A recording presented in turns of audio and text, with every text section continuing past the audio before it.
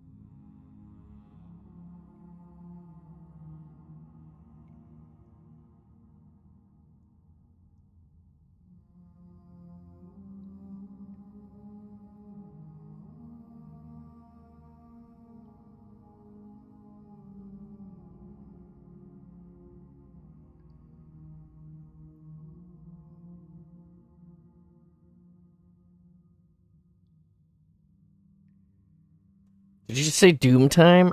Are you playing Doom today? Good morning. By the way, I'm just setting all my alerts and stuff at the moment. That's why I'm not actually here yet. In the meantime, enjoy the OST. See, everybody's here already. Doom Day. Did it just come out today? Or are you like playing Doom today? Like I don't get it.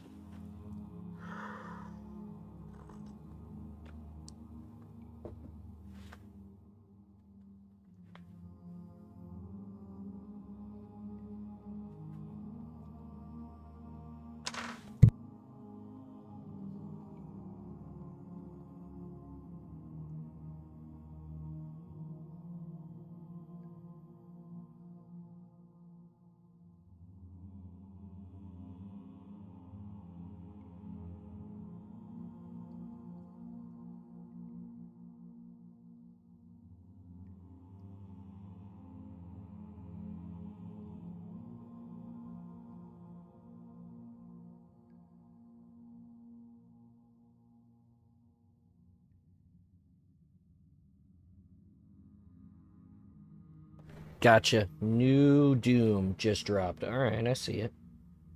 Yeah, my son was talking about playing that this morning. And, yeah. He was telling me about it. I give him a hard time.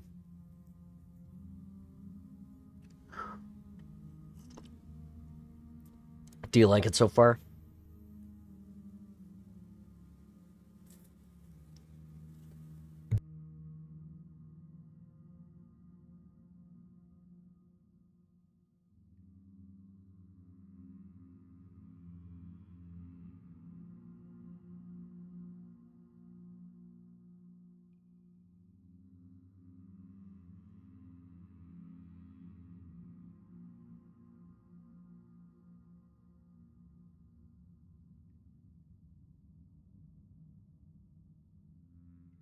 Well, that's cool. And good morning. Oops, I forgot to end my workout.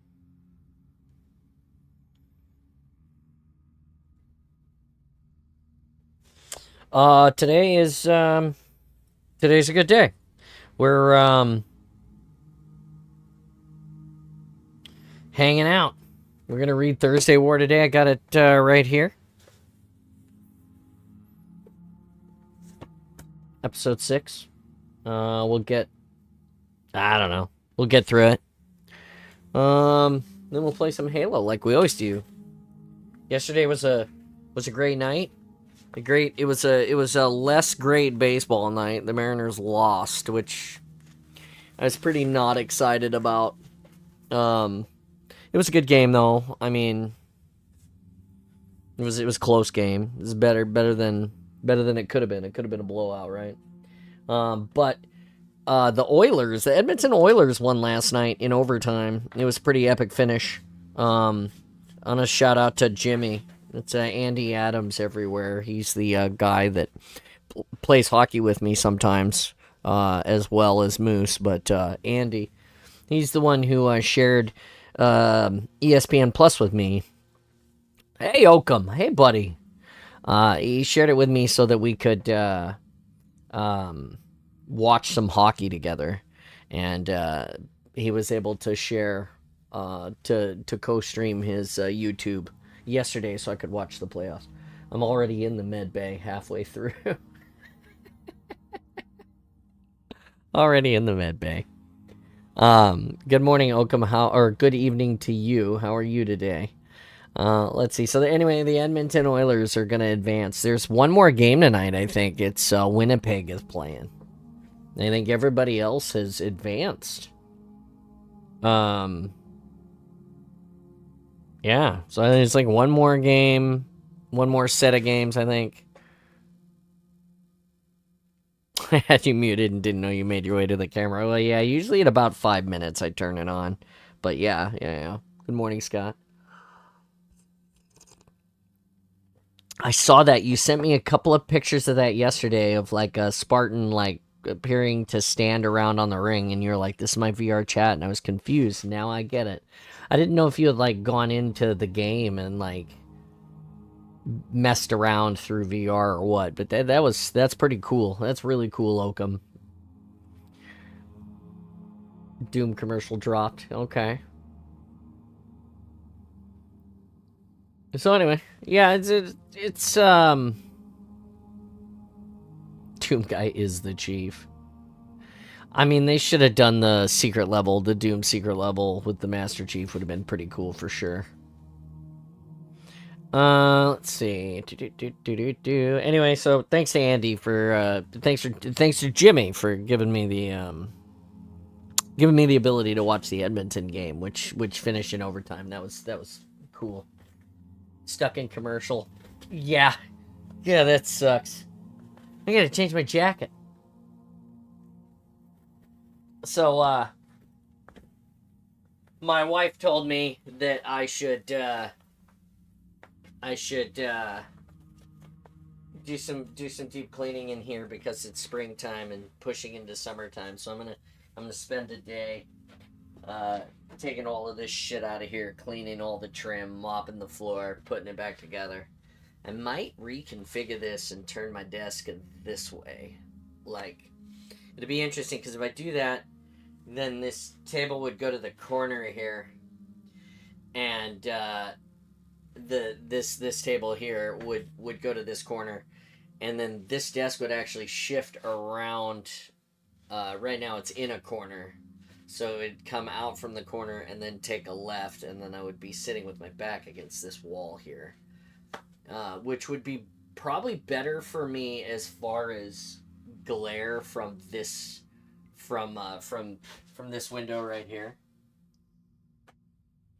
But I don't know. And it'd allow me to open these windows, and then I'd be able to look out into the yard, which, if I'm honest, I'm not really missing anything. But, it's just one of those things that, when we're sort of talking about that's kind of important, If I'm going to take all this shit out of here and reconfigure.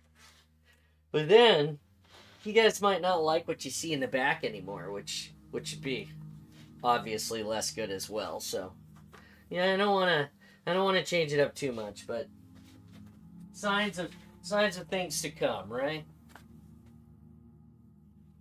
If you guys like this jacket, there's a link. I can post it, and you guys can buy it for yourself. They make it in all the sizes.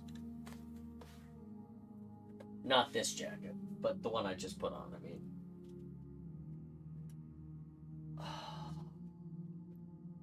That jacket right there. I'm over here. Come here. Over here. Hi. That jacket right there is a Rainier Beer employee driver's truck. 3D print wall panels, go totally themed. Yeah, right. Empty repaint UNSC themed. No, I like. This is duck egg blue, is what this is, this color. I absolutely love it. I've had this conversation with Scott before. It's the same color that's in my kitchen. Because it's the only one of the first colors that my wife and I could agree on together that wasn't white. And I'll let you all guess.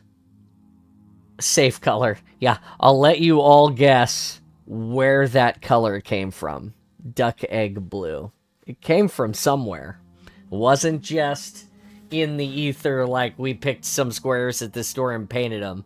No. No. She asked me for a color and I said that color and she was like, okay. And that's what we got.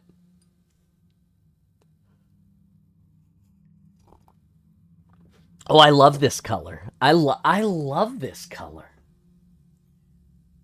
There were some things about this space that I did differently.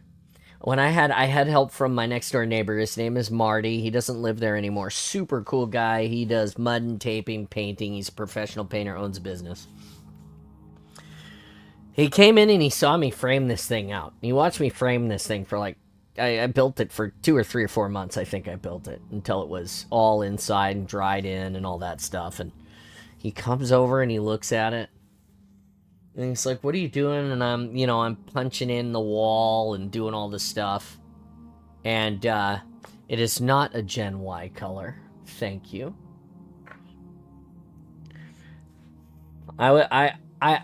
You might not be deep enough into the weeds of the lore of things to know where this color comes from, Kevin. But I'll go get it. I'll give you a hint. If you know what that is, then you're halfway to knowing where this color comes from. Halfway. So anyway, so he comes over and he sees it, and then I insulated it and I wired it and I had all the wiring boxes in. I had an inspector come over and look at all the wiring, make sure it was good, and made sure it was great. We wired a house panel in here. We did all the things. And then at the end of all of that, I rocked it all myself. I built this tongue and groove ceiling panel right here. All this, it's tongue and groove all the way up. The only thing I haven't figured out is what I'm going to do in this space yet. These little baffles here are still open. I had an idea that I was going to put like maybe some LED pot lights up in there with like a metal grate that I could turn on, and then they would like create like this checkered maybe or like cross-hatched like light dispersion that would look cool if I had like a smoke machine or something. I don't know. I haven't figured it out yet. Anyway, but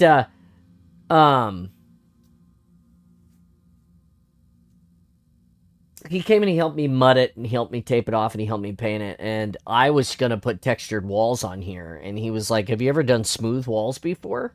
And I don't think I've ever had smooth walls before. I will tell you, I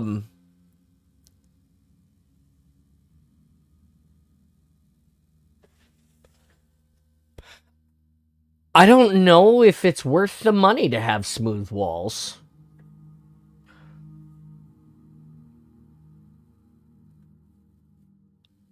I know that for the first several months it was weird.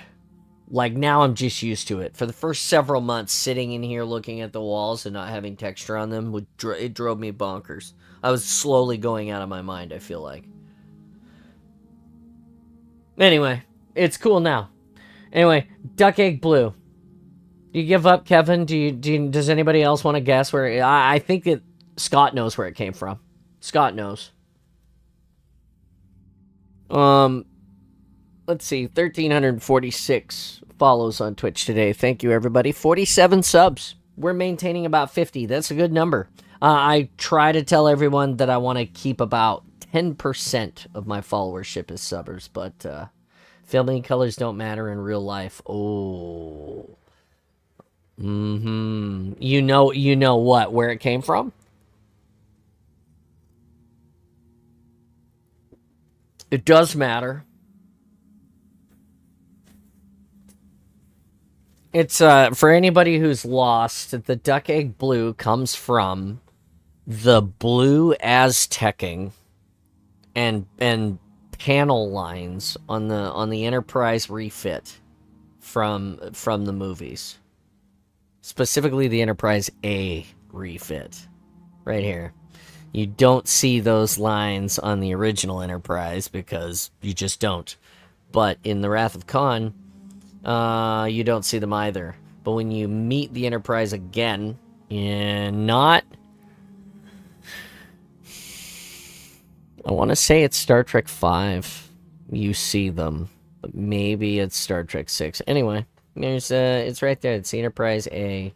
It's all the... It's where the color came from. Best color ever. Best blue. It's also kind of sort of a similar blue to some of the blues that you would find on the Halo rig. So I'm not mad about it. I love it. Cyan is one of my favorite blues. Nerd alert, LOL. Yeah, well, you know, it happens. Anyway, thanks for hanging out with me and enjoying the awesome you guys. Thanks for being part of it. Can't do it without you. And yeah, it's the coolest. You guys don't know how spoiled I am to be able to hang out with you guys. I really do enjoy it. I get great enjoyment from this interaction, so it's awesome. Very, very nerdy. Yeah, it happens. It does happen. I'm so glad I get to bless you with my present. You know, as I told my wife that you had appeared in the chat from the ether, and I said that you'd been through this shit, and she said, "Tell him I said hi," and yeah, you know, she sends all of her best, is what I'm saying. Aztec paneling lines look better in off-white in real life.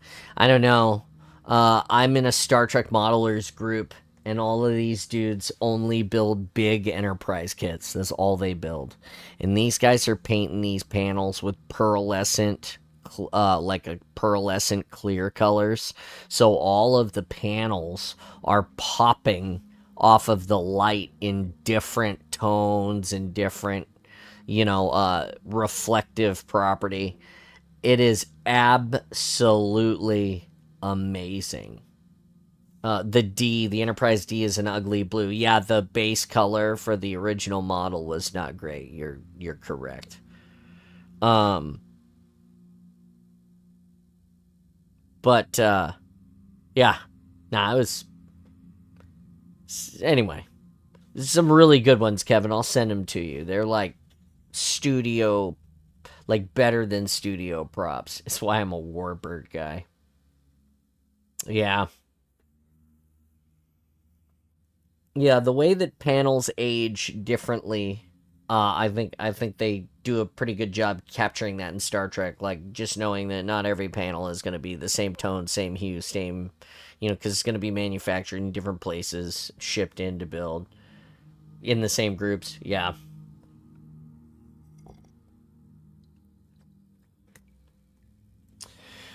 Well, guys, we're late to the reading party already, but it doesn't matter. I mean, it's my party. I'll throw it however I want.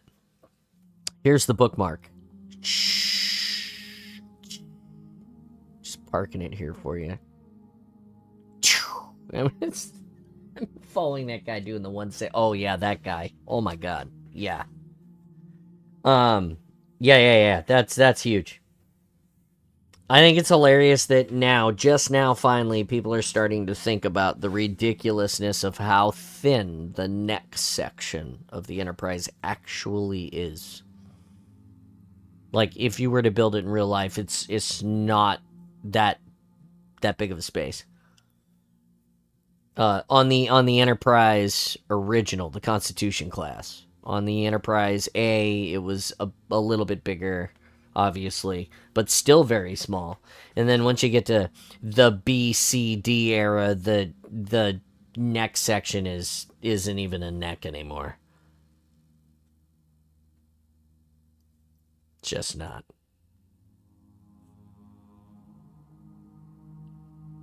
Oh, the neck section? Yeah. That's fair. It's fair. Here's the bookmark. Anyway, so we just do the bookmark so people can find this so that they can get to the book faster, or someday when I learn how to edit video or I get some help. Enterprise C is the best. I like the Enterprise C as well. It's got great lines from both eras, I feel like. Although the new one from Picard, the Enterprise at the end, the Stashwick's ship after he dies. Yeah, that's got some pretty lines on it, I'll tell you what. Hey, thanks for the follow. Ad Nalasser23. Hopefully I pronounced that right. You guys are always getting me. Anyway, so someday we'll learn how to edit video and make your reading supercut. But for the time being, here's the bookmark so you can find it if you come back someday to listen to this again. We're on page 279 of the Thursday War. And if you enjoy the music, it's Ambient Wonders on YouTube. Ambient Wonders is provided by Installation 00. It's great music for everything from reading, relaxing. If you're stressed out, you can put it on. If you're taking a bath, you can put it on. I'm sure that if you had a sauna, you could play this in there and it would feel amazing. Voyager was a great looking ship. Not gonna lie to you. And the E was a great looking ship too, but it did look sort of like a flying spoon with legs. Not gonna lie to you.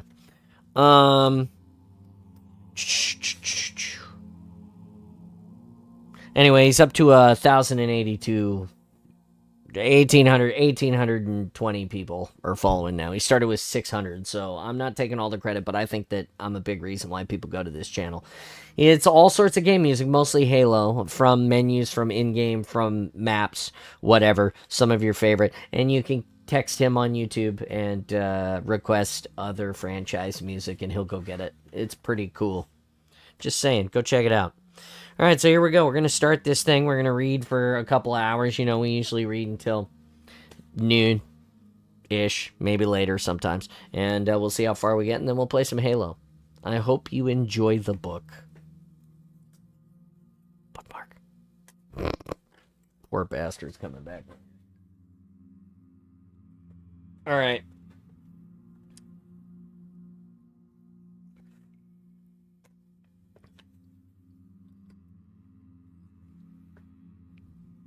UNSC Tarkart, Sang Helios, 14 hours into repairs. Devereaux balanced precariously on the dropship tail and knelt to run the ultrasound scanner over the repaired section of hull. Looks solid enough to me, Staff. She wrapped the metal with her knuckles and peered down at Mal over the edge. I'm not convinced about the conduits, though. It's your call, Dev, he said. Do we take off or not? Put it this way. We'll be vacuum tight, but I can't promise that the drive will make it. Are we talking about drifting? We've got plenty of help out there to reel us in. No, we might be talking about failing to reach escape velocities, which might end up in a very involuntary re-entry, as in a barbecue. Mal wasn't seriously worried yet, but by ODST standards, this was a minor inconvenience. There wasn't an enemy for 50 kilometers, and he hadn't lost anyone, but Osmond wanted them out of Sang Helios before things kicked off, and they were cutting it fine. He called Port Stanley again and waited. She knows your status, BB said. I'm streaming it. I still need to talk to her, no offense. It's a meatbag thing. Mal waited, wondering if they'd actually be able to see Infinity from the ground when the sun was in the right position. He tried to imagine how much of Sydney she'd cover if they could berth her at Bravo 6, mentally dropping her bow on the map and realizing her stern would be on the far side of the harbor. The crew could run marathons in that thing. Ma'am, how long have we got? We're waiting on the Arbiter, Staff. Is time going to make a difference? Nowhere as repaired as we're ever going to be. Do you need a recovery team? Mal didn't like the idea of pouring even more people into the problem. He gave Devereaux a shrug. She looked like she was considering it, and then she shook her head. Dev says not, ma'am. but stand by to give us a tow. Understood. Phillips wandered out to watch and stood gazing up at Devereaux, who gave him a big grin. He fiddled with his radio cam like a rosary. You got 5 minutes, BB? Are you addressing me, Professor? It was the fragment. What can I do for you? Oh, for goodness sakes, shut him down, BB said wearily. Go on. Just tell him to go into standby mode. But he's you, Phillips said. Wouldn't it be easier to just, I don't know, reabsorb him? Whatever it is you do? I said I'd do that when we get back. BB sounded pissed off. I need to assess the damage first. Okay, sorry. The weirdly distant conversation between the two versions of BB left Mal feeling disturbed. He was starting to feel sorry for the dumb bit. But if it didn't have all of BB's personality now, perhaps it wasn't offended. Listen to me. Just listen to the stuff I take for granted as being normal. This time last year, I never even spoken to a smart AI before. Now, I'm playing agony aunt to one. Okay, let's do it, Devereaux climbed down from the hull and put on her helmet. I think this must be the slowest extraction on record. We could have walked out of here faster. All aboard. Come on, move it. Everybody piled in. The hatch seals hissed, and the status lights went to green.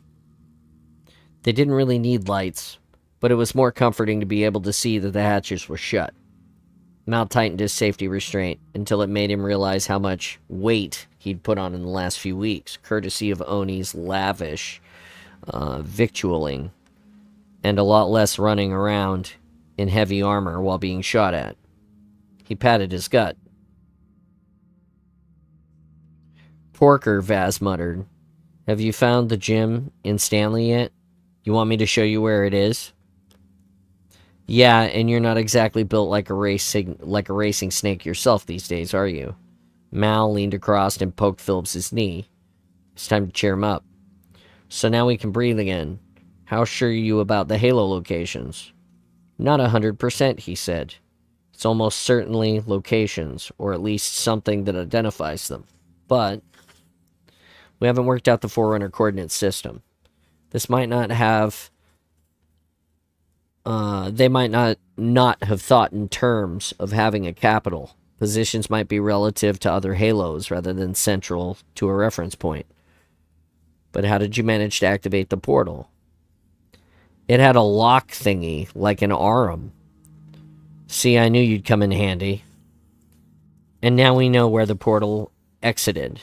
We might be able to use that to decipher the system.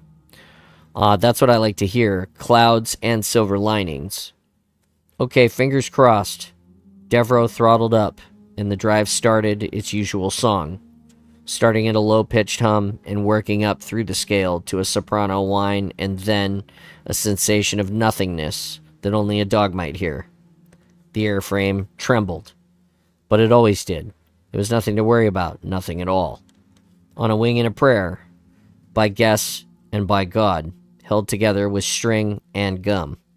You're not selling this to me, Dev, Mal said. Naomi twisted in her seat and checked the neck seal on Phillips's helmet. He looked totally lost in the ODST armor, like a small boy trying on his dad's jacket. Don't want you decompressing, do we? But it's instant, isn't it? No, it's not. Oh, lovely. Mal was reassured. Things were fine again. Everyone was indulging in the usual chummy, healthy things that squads did. Taking a piss, slagging, and joking about things that definitely weren't funny at all. He still wasn't sure if Naomi had a sly sense of humor or meant every literal word. But for a woman with a cloud of family mystery hanging over her, she seemed to be bearing up. Tart Cart lifted, banking to starboard as she rose above the scrublands, and a piece of plastic tube rolled across the deck. Mal could see Dev through the open cockpit hatch. Her head was turned toward the drive readouts, even though she could have seen the data in her HUD, but everything felt and sounded normal. How many times have I done this? 100? 500? I know if there was something wrong. You get used to this. If there's anything out of the ordinary, you can hear it, smell it, or feel it. Mal watched the sky in his whole cam feed, willing it to darken faster. Every second that they didn't explode into a ball of flames or start to slow down and lose height was a bonus. The bright blue shaded to violet, and then navy, and suddenly he could see the stars, without the filter of the atmosphere. Nothing had fallen off, cracked, or burst. Tarkart moved out into the black velvet safety of space. They had done it. Dev. Yes, Steph. Is the radiator boiling over yet? Or whatever the coolant does. Of course it is. You should see the readouts. Oh. But we've passed the point of greatest demand on the drives. It's going to be okay. The conduits are holding up. I'm ever so impressed, Phillips said. Naomi did a couple of restrained claps, but said nothing, and Mal joined in. Yeah, well done, Dev, he said. There were 2 bored Huragok waiting in Stanley, who'd pounce on Tarkart as soon as she docked to make the repairs, and they'd love it. The dropship would be better than new by the time they'd finished with it. And now, Devereaux said, I'm going to show you something you really have to see. Check your HUDs. Oh, damn, I can't do this. Philip seemed to be moving his head rather than his eyes in a bid to activate the right icon. Can I take this helmet off now? Yeah, take a look out the view screen, Devereaux gestured to him. Through the hatch without turning around. Come up front and check this out. Phillips left his helmet on the bench seat and moved forward. It took Mal a few seconds to work out what Devereaux was sending to everyone's display. On the first glance, he thought it was a section of a refit station, a long slab of hull with bristles of sensor masts dotted along its length that stretched past the limits of the frame. Then the image tracked to port and vertical wall of metal plate turned into a flared section bearing white lettering, UNSC Infinity. He couldn't quite get the scale, but it had to be bloody enormous. Phillips was in the cockpit seeing it with the naked eye. Mal could tell by the whoops. Oh my God, Phillips's head bobbed up a couple of times as if he was bouncing in his seat. Oh my God, that's a monster. That can't possibly land anywhere, can it? Faz started laughing. Phillips loved all this stuff and seemed totally unashamed by his excitement. Mal wondered how the professor would ever make the transition back into academic life, where the biggest battles he saw were probably over parking spaces or dodgy research papers, and then realized that he never would. Who'd want to go back to all of that? Kilo 5 got to see and do things that no other human ever did. This was life. Lived. Move over, Prof. We want to see her too. Mal got up to peer through the cockpit hatch and found himself jockeying for position with Vaz and Naomi. Phillips slid out of the seat, and Mal took his place. Now he could get the scale of the ship. She was in just the right position to be fully lit by the sun with nothing behind her, hanging there like a long, thin, death-dealing shoebox. Over, missus, he said. And we're still 50 clicks from her, Devereaux magnified the image on her monitor. I can't even see Stanley. But if we could, she'd be a dot. Vaz didn't sound remotely excited, so the hinge heads have to be able to see her from the ground. Phillips half turned to say something to him, but was drowned out instantly by a fire alarm klaxon. Devereaux reached out across the control panel and immediately shut it off. Excuse me, folks, I need to check. That's not a real one, she said, squeezing out of her seat. None of the monitoring appears to be working properly. BB, what are you getting? Something's hotter than it should be, in Section 7 Alpha 10, he said. Nothing specific from the entire port quarter, though. I'll go, Naomi mentioned. Devereaux, back to the cockpit. Tarkart was only a heavily modified Pelican airframe, roughly 30 meters nose to tail. There weren't many compartments to check out. Is the fire suppression still working? Osmond's voice cut in. BB was embedded in both ships and sharing what little status data was coming out of Tarkart. Port Stanley Kilo 5, I'm standing by. Naomi's checking it out, ma'am. Mal was still in the cockpit seat, listening to Naomi thud down the length of the crew bay and slide open the door in the transverse bulkhead. There was an internal cam facing aft, so he could see the door open and caught a glimpse of Naomi feeling her way along another bulkhead, using her glove sensors to pick up hot spots. Phillips was about halfway down the bay watching. "It's pretty hot behind this panel," Naomi said. "If the suppressant system isn't working, you better seal the bulkhead behind me, and I'll use the..." She was cut short by a small explosion. A flash of yellow light overwhelmed the cam.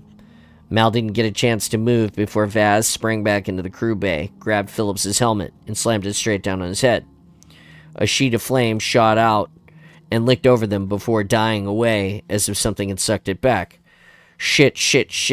Phillips was rooted to the spot, armor smoking at the shoulder seals. "Oh shit." Vaz had a tight grip on his arm. "You're okay, the suit's sealed, relax." Mal went aft to check them over. The view from the exterior hull cam showed oddly shaped flames jetting out into space as oxygen was escaping. Naomi, calm as anything, let out a breath. "Hull breach. Something's blown a hole in the repair." "Okay, everybody, chill," Mal said. "We're all suited and sealed. The fire's not going to kill us, and we're almost home. You okay, Naomi?" Mjolnir was built to take close detonations. More flame licked out from the ruptured compartment for a few more seconds, and the Spartan just stood there, letting it curl past her. "Hit the fire suppressant, Dev, she said. "It hasn't kicked on automatically." A mist of nitrine mix clouded the air. It was a touch and go whether the fire control system killed the flames first or the oxygen ran out and stifled them. Osmond's voice came over the radio. "How bad is it?" Osmond asked. "I've got the cam feed. Everyone okay?" "We're dead in the water, ma'am," Devro said. "The fire's suppressed, but we've lost propulsion now. We're going to need a hand." Phillips pushed back to the top filter on his visor. Mal could now see his eyes, and it was the first time the poor bugger had actually looked terrified. A shipboard fire was pretty scary stuff at the best of times, but everyone knew their armor would almost certainly withstand it for long enough to get the blaze under control, and all they had to do was not panic if the flames passed over them. It was a natural animal reflex to fire that took a lot of training to resist, and Phillips hadn't had it. "It's okay, mate," Mal said. "There's no shame in being terrified of the blaze in a ship. You won't cook, and you won't asphyxiate. Trust the suit, and underwear washes." "This," Phillips whispered, eyes still wide, "has been the most amazing week of my entire life. Fantastic." Mal knew what he meant. There was nothing like pushing yourself to do your absolute limits, and maybe a bit beyond. You knew you were alive. But there were still 50 clicks from safety, and ODST armor was rated at 15 minutes in the vacuum. Mjolnir's endurance was much longer. "UNSC dropship, this is Infinity," said a voice Mal didn't recognize. "Stand by for assistance, we're on our way." Nobody cheered. It was a measure of how tight the team had become, that Infinity was almost an interloper. "Ma'am, are you okay with Infinity picking us up?" Mal asked. "Can't refuse," said Osmond. "Check her out while you're there, and be nice to the Admiral. Hood or Parangoski?" "There was only one." "Okay." Mal checked his air supply readout. "Dropship Infinity. Yes, please, and make it snappy. We're on suit air." "We can do snappy," the voice said. "We've got frigates underslung." Devereaux let out a breath. Mal thought she was just pissed off that her repairs hadn't held up after all. But then he caught movement on the external cam and saw what had grabbed her attention. A point of light went from a pinprick to a frigate in seconds. "So that's where our tax dollars went," she said. "Do you think I can sweet-talk them into customizing Tart Cart in their workshop?" Chapter 12. One day we'll look back and realize that the turning point wasn't a bigger, better ship or better weapons, but the fact that we could acquire Huragok and our enemies lost them. If we lose a ship, we can now replace it with an even better one. If the Sangheli lose one, then there are no Huragok left to manage their shipyards or carry out complex repairs, let alone develop better equipment. Every Sangheli asset we destroy degrades their capability far into the future. Wars turn on the actions of individuals, first the Spartans and now the Huragok.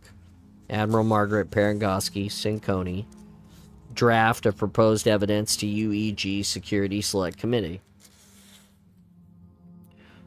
Opposition Camp Vadam. Consider this, Force said.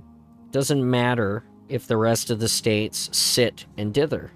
When the arbiter's deposed, they'll all creep out of their holes and say they agree with us all along.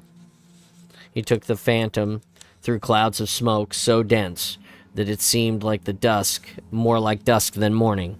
Ray remembered that she hadn't called her keep to check on everything and see if it was all under control. She felt ashamed. No matter, Ymira was sensible and wouldn't be worrying yet. Rhea shifted her perspective from the ground level one to day-to-day life of her keep, to a world seen from an elevated position in every sense of the word. The experiences of the last few days had raised her eyes. She leaned forward a little to get a better view of the terrain as Force descended over the Vadam coast. I had no idea all of this was possible. Why are these decisions all made by males? Why don't I have a say in this? Why did I never seek to have one?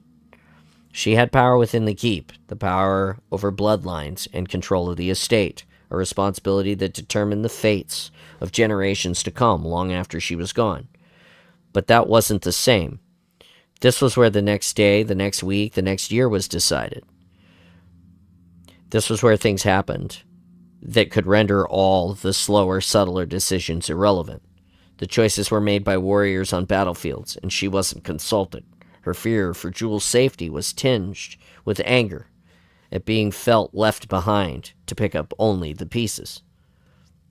Dead ahead, Mount Kolar was a jagged spearhead shape stabbing at the sky, its lower slopes curtained with smoke. She could still see sporadic plasma fires. If Jewel was a prisoner of the Arbiter and held Vadam Keep, then there was the worst place he could possibly be. Fire shot out from the keep at all long intervals, and fire spat back. There seemed to be no end in sight. "Why is it taking so long to dislodge the Arbiter?" she asked. "We used to be able to destroy entire worlds in the course of a day."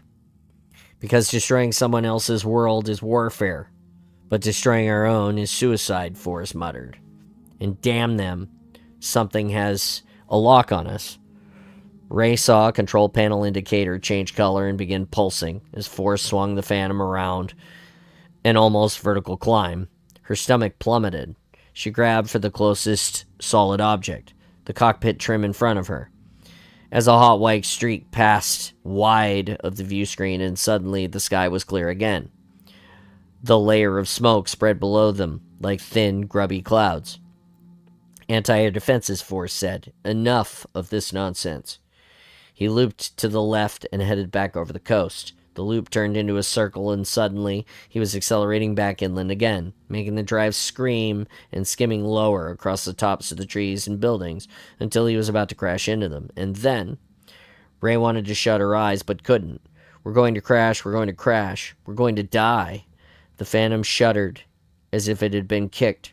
Ray's field of view was bleached out by the instant ball of light, then resolved into a pillar of flames and black smoke just as the noise of an explosion hit her in the chest. She felt the shockwave all the way through her spine. "That'll teach the traitor," Forrest said. He didn't seem shaken at all, more annoyed than anything. "I got him." Ray let go of the curved cockpit section and sat up, trying to regain her composure. "Got what?" "The mobile artillery position. My apologies for the close detonation, Ray." So, that was a strafing run, a bombing run, something like that. She'd heard Jewel use those words over the years, and never ever really had taken much notice. But he should have said it was terrifying and deafening and so fast that he couldn't have time to think. Then she would have understood. But perhaps he didn't find it frightening at all. Perhaps he switched into a glacial calm. Perhaps he even enjoyed the exhilaration. Or maybe he was just irked by the audacity of someone trying to kill him, like Force was. "I'm glad," she said. "I shouldn't do this with you on board." Force shook his head slowly. "But then, if I had any sense, I should have diverted Temdama and taken you home instead of bringing you back to the battle. It might be much easier than arguing with you, but this won't help you find Jewel. Yes, she realized that. She also knew that she couldn't just sit at home and wait by the window like some docile, obedient wife from the old ages. She knew now that she would never be able to do that again, even if, no, when, it had to be when, Jewel came back. She had no ambition to become a warrior, but she was never going to be excluded from these decisions again either. There were once female swords masters, she reminded him. I have heard of one. A principle is not about numbers. A convention either is or is not. That one is. Please don't tell me you want to be a warrior.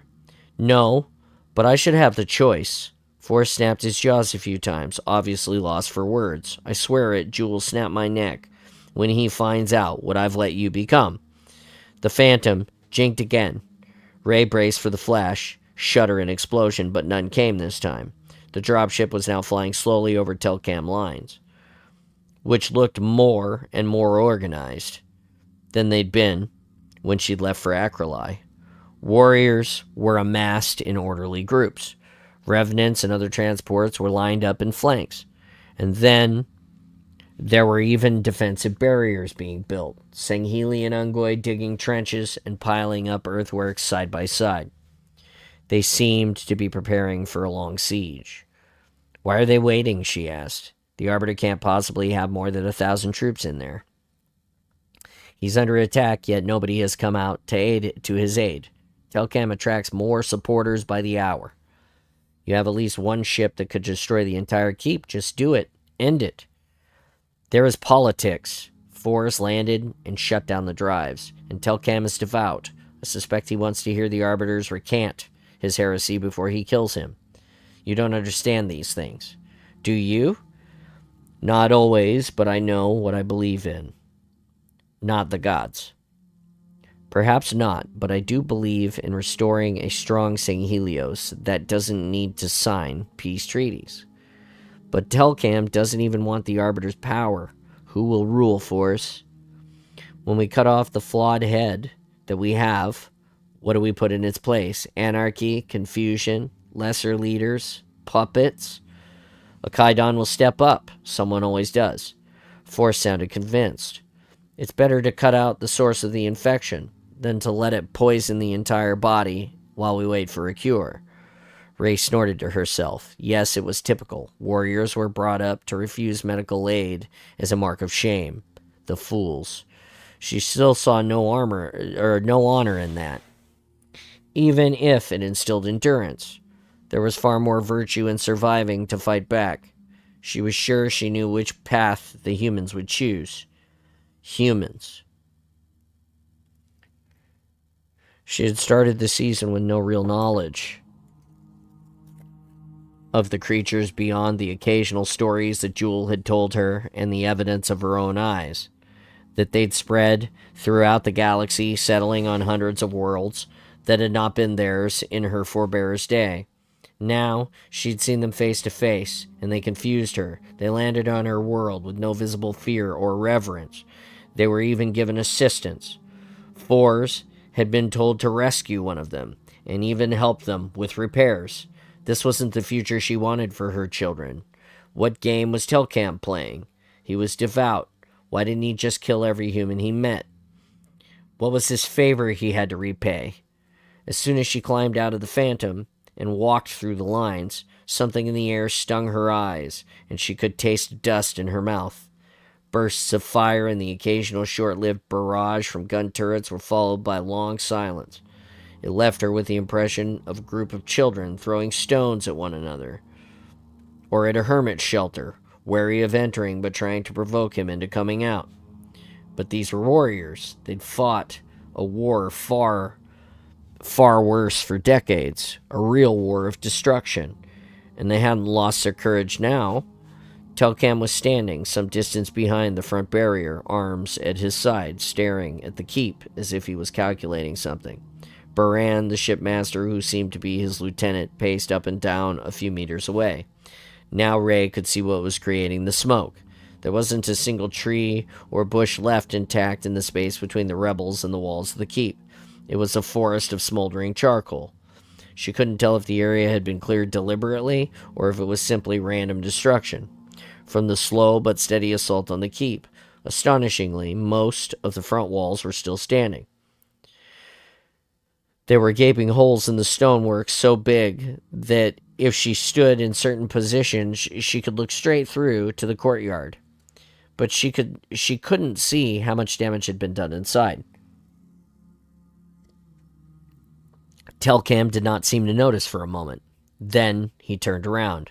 "My lady, you shouldn't be here." He was polite but angry, lips drawn back just a little over his fangs. She was no longer someone he needed to placate. "Go back to Shipmaster 4's. Better still, go home. I promise you that I'll keep looking for your husband." "Why do you tolerate the humans?" "What? What benefit are they to us? Why do you owe them favors?" He clenched his jaw. That question had unsettled him for some reason. "Politics," he said. It seemed to be the universal answer to tell her to mind her own business. She didn't plan to argue the point with him. She would stay here because turning her back would feel like she'd given up her search far too easily and too soon. It's made no sense because Jewel could have been anywhere, and she had no more reason to believe he was in Vadam than in Quaicost. But she simply knew she couldn't go home and carry on as before. "I still fail to understand the role of humans in all of this," Ray said. "It's a complex situation because humans are devious creatures. They have a ship in orbit, and I have no idea what it plans to do, if anything." "Then destroy it." "I know we have few working ships, but surely we can destroy one human vessel." Telcam snapped his jaws. "At sunset," he said. "You'll see. That's going to be a very difficult task. Now please, go somewhere safer and take cover." Ray walked away, but made a point of not heading back towards forts. She didn't want to be seen to obey Telcam like some groveling Ungoy. She could hear rumbling noises, the sound of the large ships, the sound she was beginning to recognize, but she couldn't see where they were coming from, and turned around in full circle to spot whatever was making it. Then it started. Triumphant shouts picked up across the camp, first in ones and twos, and then they merged into a wave of sound that swept past her toward the forest at their backs. "Redan is coming. It's Redan." Ray blocked the path of the first warrior she saw when she turned around. She seized his arm. "Who is Redan?" "That's Redan," she said, pointing behind her. "Shipmaster Redan, or perhaps I should say that's Defender of Faith." Ray looked around and still couldn't see anything, but the sound of drives was louder now, reaching deeper inside of her body. The forest in the distance grew darker. Then she saw it. Just a nose at first, a dull silver curve, and then a warship slid slowly over the tops of the trees. Its shadow advanced toward the keep, to hang like an eclipse over the camp. The cheering died down as it was replaced by a buzz of voices, and then the fields fell silent. Even the plasma fire that had been snapping back and forth between the two positions. Everyone was now facing the shattered walls. Telcam, about 50 meters away, leapt up onto the roof of a vehicle. He must have been using a communications device because Ray could suddenly hear his voice from all points around her, from vessels and warriors alike. "Thel, Vadam, can you hear me?" he boomed, arms spread. "I know you can. Surrender now, and we'll spare the rest of Vadam. Come out and show your cowardly face to the faithful, you blasphemer." Ray accepted that she knew less about the Arbiter than those who had served with him. But she was sure that the commander who'd survived so many battles, political and military, wasn't simply cowering in his chamber and hoping his enemy would go away. Where were his ships? Where were his allies? Telcam was still standing on the vehicle, pistol in one hand, defying the Arbiter's forces to take the shot. If the Arbiter made any reply, then only Telcam heard him. Ray looked away from the keep for a moment, glancing up at the underside of the Defender of Faith's hull. What had happened to the fleet of hundreds of ships? Many had been destroyed in the Great Schism. Some had simply broken down and were awaiting repairs. But most remained somewhere, seized by Kaidans and their own agendas, idling in keeps, ready to settle pettier scores. Is this it, she asked, addressing nobody in particular? One ship? A handful when we had so many? Nobody answered. An elderly warrior covered his scars and, missing a couple of fangs, stood with his pistol raised to in his left hand, thumping his fist slowly against his chest plate in a steady rhythm, as if he was singing inside of his head and trying to keep the time. This is a proper war. He didn't look at her. The way we used to fight them, when we faced equal foes, warrior to warrior, face to face, not the kind of war we fought against humans. Telcam was still waiting for the Arbiter. A couple of artillery masters near the front seemed to be tired of waiting and fired a few rounds, taking out more of the front of the wall in a shower of stone and fragments. There was no fire returned from the keep, though, and no sign of the Arbiter. Ray wondered if anyone would have been able to see him even if he'd walked out to present himself. I'm waiting, blasphemer, Telcam roared. Show yourself. Face me. There were a few seconds of silence, restless and fascinating, and even Ray was caught up in the reined-back urge to rush the walls. She realized she was gripping her pistol tightly, just as the males were. Then a trail of white light shot up out of the grounds of the keep with a deafening crack and struck the ship's hull, sending plasma dancing over the metal. Small fragments rained down like glittering particles in sunlight, some falling so close to Ray that they hissed in the air around her, but Defender of Faith held its position. A second bolt of energy licked out at the ship, then a third. Telcam had his answer. The Arbiter had spoken. Take the dam, Telcam shouted. Take the deep, and then we shall wipe this state from the map, every last stone. UNSC Infinity, 200 kilometers above, sang Helios.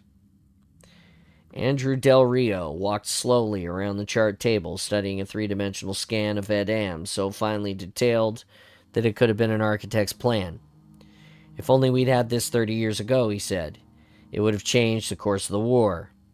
Vaz was standing close enough to the captain to wonder if the guy was talking to him or simply talking aloud. So he just grunted to cover both possibilities. The chart was LiDAR imaging combined with real-time data from a dozen other sensor systems, including the hull of orbital cameras.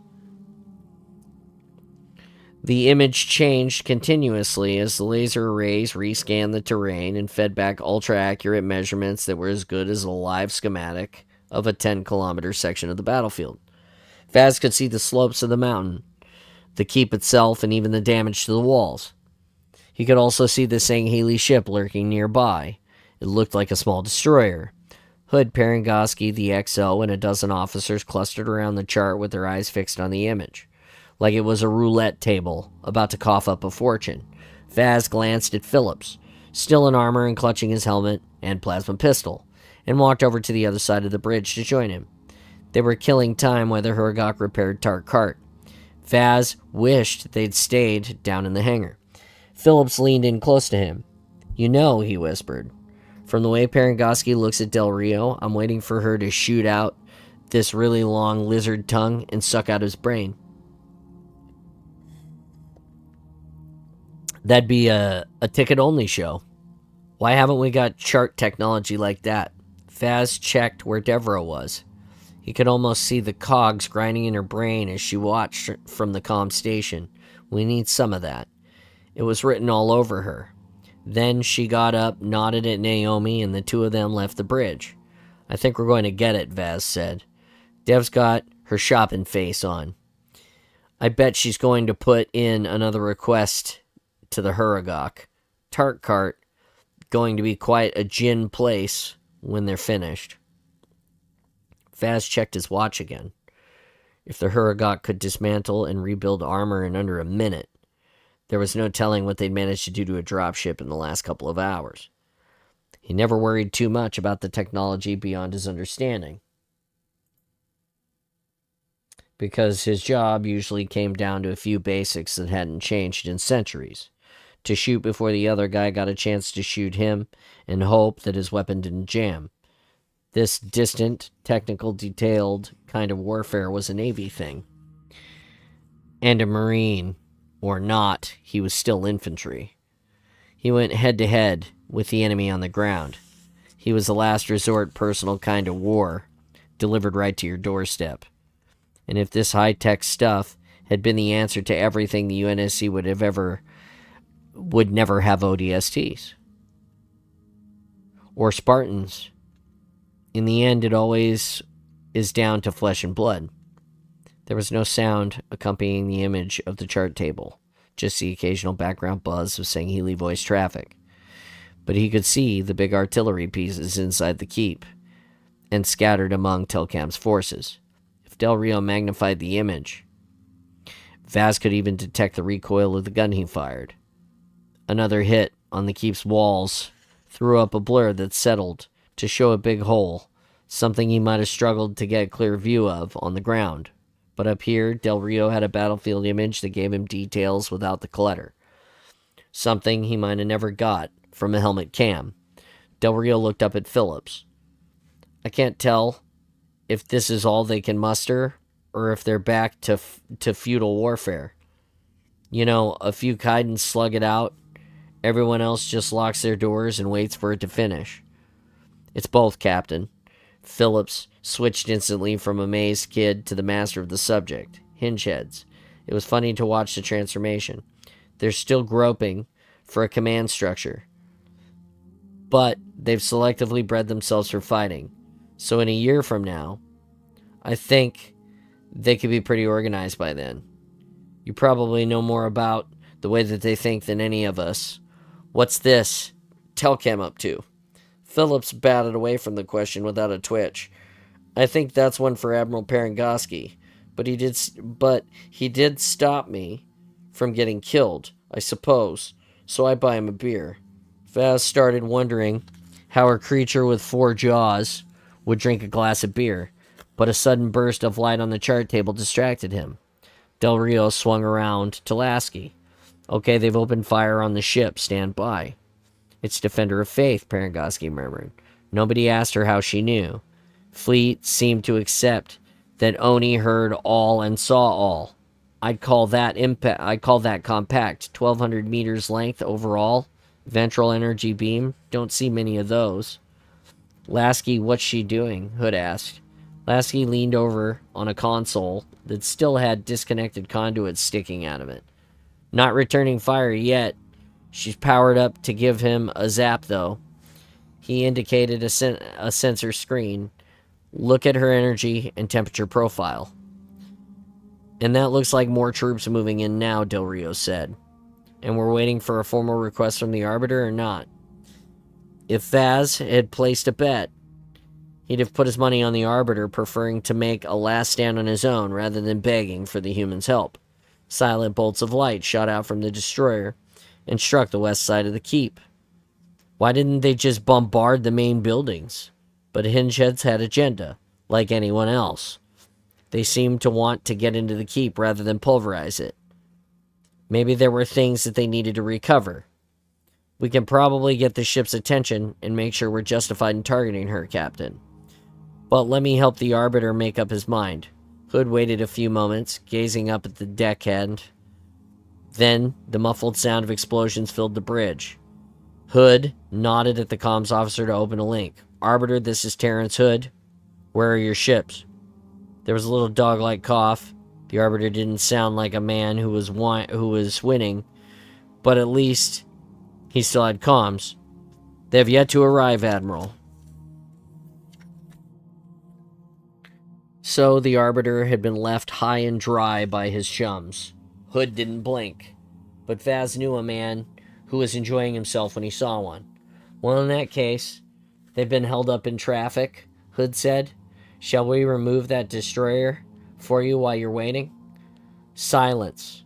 It was a long pause, probably why the Arbiter wrestled with his hinge-head sense of manly honor. But he was already screwed because he'd gone soft on the humans. So what difference did it make at this point if he accepted Hood's help? Faz had thought the Arbiter was a bit more pragmatic than that. He could always climb back to the moral high ground if these bastards had any, when he'd crushed the rebels. I should decline, the Arbiter said, but I cannot. I'll take that as a yes then. Stand by. Hood folded his arms and nodded at Del Rio. Parangoski had taken a few steps away from the chart table to sidle up to Mal. Vaz had no idea she could move that fast. All yours, Andrew. Del Rio still looked like it was simply an exercise, frowning slightly in concentration, and giving a projection of where that ship will come down. Defender of Faith started to lift. She was right above her own troops, but also dangerously close to the keep.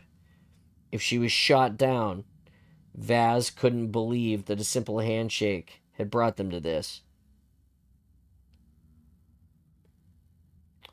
That they could be within striking distance of the enemy's homeworld, able to destroy what leadership had left. All of it. Without any real chance of being hit. And yet, they were working out how much collateral damage they'd cause if they took out the destroyer. This is it. This is the one chance we'll get. Do it now. Screw the treaty. Fry them. Maybe seize the destroyer and do a little glassing of our own. Because they'll be back one day. You know they will.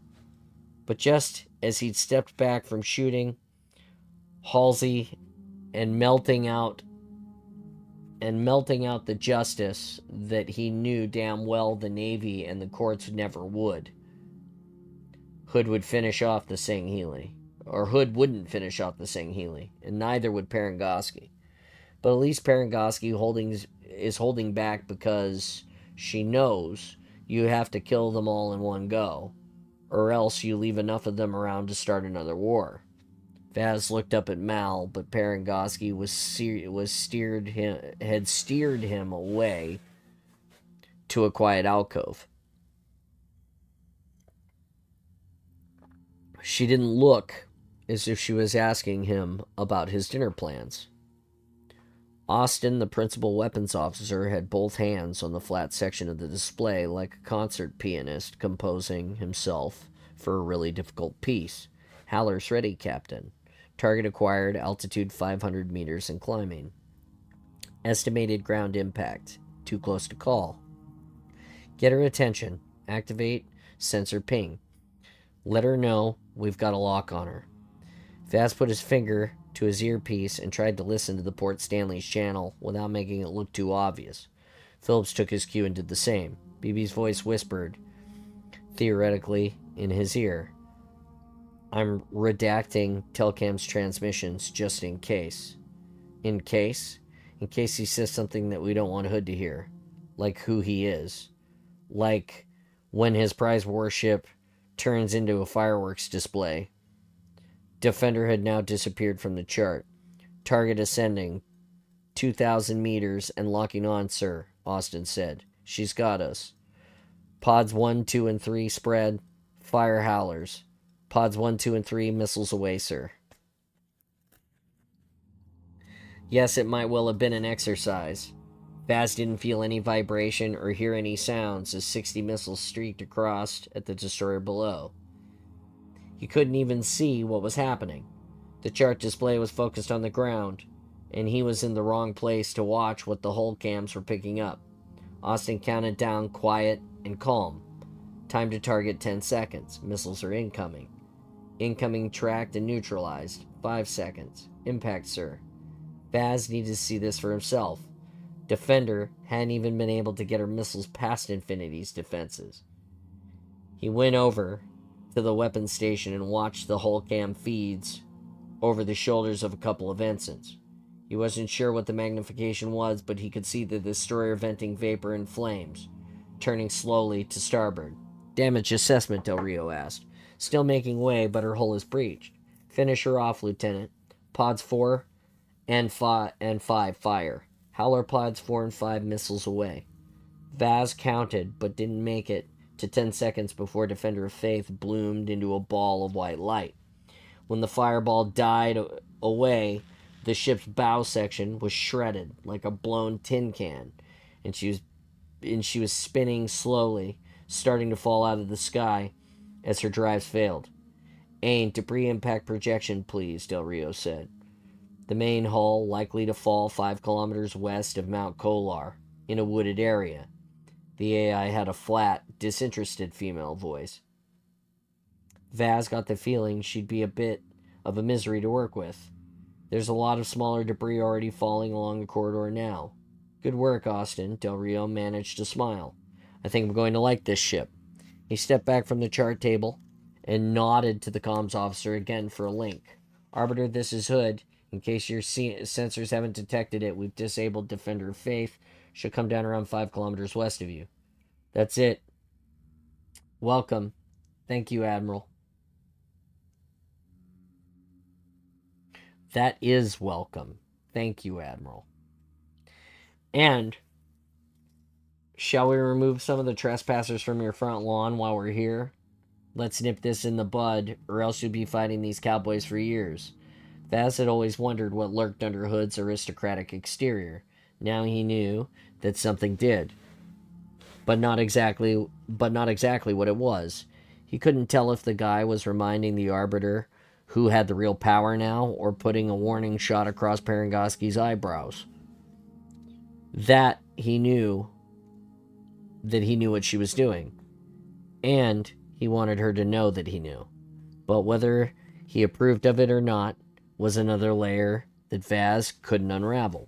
Parangoski put a finger on her ear very discreetly. Just a casual brush. She was probably listening to BB or Osmond. On the chart table, things were heating up. Vadam's keep was still under fire, but now the ground assault vehicles were moving forward slowly, slowed by a sea of troops. "Arbiter," he said, "do I have your answer?" "I still await my ships," the Arbiter said at last. "So I must accept your assistance again." "Sir, 4 enemy vessels are entering the sector," Ain said suddenly. "Frigates?" "Target them if they get a lock on us, Lieutenant." Dell studied the chart. "And let's lay down some Mac, without reducing the keep to rubble, that is." "That's going to push the edge of the impact crater to the shoreline, sir." "Very educational," Hood said. "I'd notice that and talk about it for a week if I were a St. Healy." "Aye, sir. 4 Mac solution acquired. Damage estimate on Section 3. Months even," Hood murmured. Parangoski interrupted. "Gentlemen, we have information on the ground in that area. Give me a few moments to get him clear. I'll need to put him out. I need to pull him out." Vaz concentrated on keeping his expression totally blank. Hood looked around, but Del Rio didn't. "Hold Mac," Del Rio said quietly. "I repeat, hold Mac." The muscles in Hood's jaw twitched, but he didn't say a word. It was very bad timing, not like Parangoski at all. But she had to have some plan in mind. She didn't make mistakes. Parangoski just nodded, not to Hood, probably to BB. The long seconds ticked away. Vaz caught Mal's eye, and Mal pointed to his earpiece. "Listen in." "Yes, I would if I were you," BB whispered. Vaz's receiver was suddenly full of snarling and arguments, with Osmond and Telcam going at it like a dog, and Osmond snapping back. "Just damn well get out. Get out now. Go to the RV point. Run." Now, Vaz knew what was coming next. Mal gestured toward the exit, and Vaz obeyed. He looked back once, and Phillips was right behind him. "You better stay here," Vaz said. "I'm the liaison. I'll dump you in the hangar. Just try it." Vaz couldn't hear the comms link with Telcam now. All he heard was Parangoski say, "You can resume now, gentlemen." Telcam had been given a head start, but it wasn't much. "Fire 4 Mac," Del Rio said. "Fire 4 Mac. Mac away, sir." The projectile struck the surface like a big meteor impact just as Vaz passed one of the ground monitors. It sent out shockwaves like a nuke. There was something so apocalyptic and final about it that he turned to watch and almost stopped in his tracks. We could pound them into the dirt right now. We could lob in a few more Mac rounds, and they'd be screwed for years, maybe forever. You're wrong, Parangoski. For once, you're wrong. Mal steered him ahead. Move it, Vaz. You can watch the action replay later. Is Tarkart fixed? Phillips asked. No. We're walking the rest of the way for our health. Mal put on a sprint and pressed the elevator control. Of course she's fixed. Now we've got to extract you-know-who, provided he's not a pile of liver pate by the time we get there. Phillips could keep up, but he was puffing. Is the deck transit back online yet? Maybe they should install mini portals. Next left, Vaz, BB said. No, I said left. So you found your true vocation, Satnav? I always know when you're upset. You get bitchy. What's wrong? Nothing. You can tell me. Nothing. The elevator finally reached the hangar deck, and they raced down the passage. A gang of civilian contractors dropped their tools and flattened themselves against the bulkheads. By the time he reached the hangar, Vaz was out of breath and sweating, almost as badly as Phillips. Now who's the porker, Mal said, shoving him in the back. Bloody hell, Dev. What the hell have you done to Tarkart? She's pimped, Staff. Devereaux waved from the cockpit.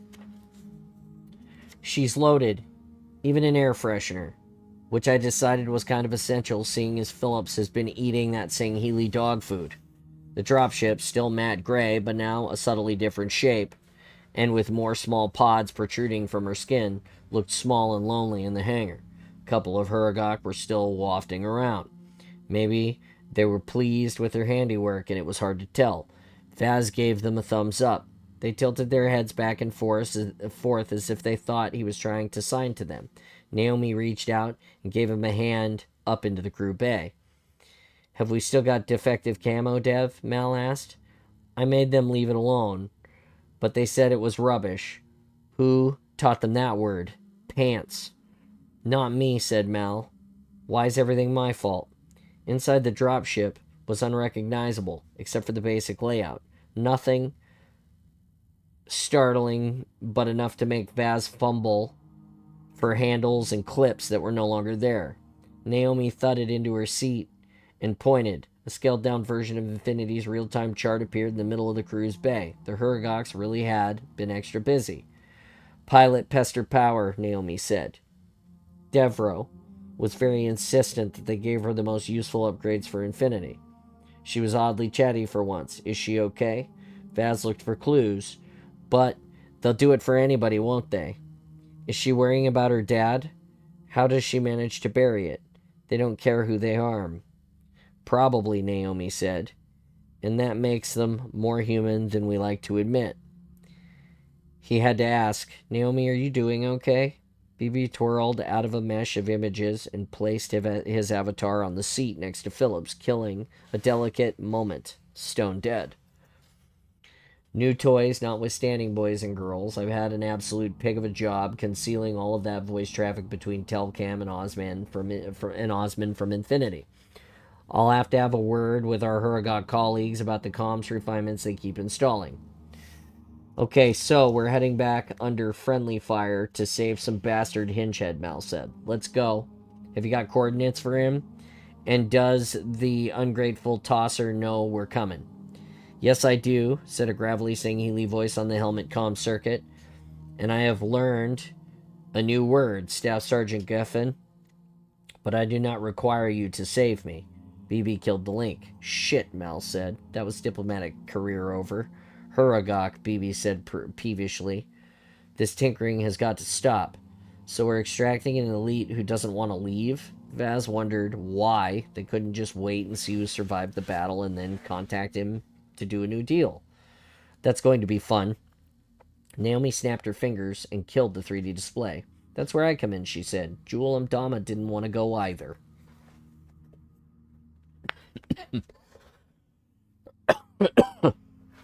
Vadam, sang Helios. Tarkart carved through the atmosphere without so much as a shiver and dropped to skim over the sea, so low that she churned up a skirt of spray. And there was Vadam. No drink, you drink. The new chart gizmo laid it all out neatly in colored lights, complete with a new section of coastline that hadn't been there when the day started.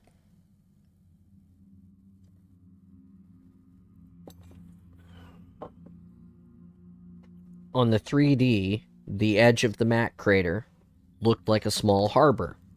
Mal shut his eyes and cringed involuntarily every time he thought about Telcam overhearing him.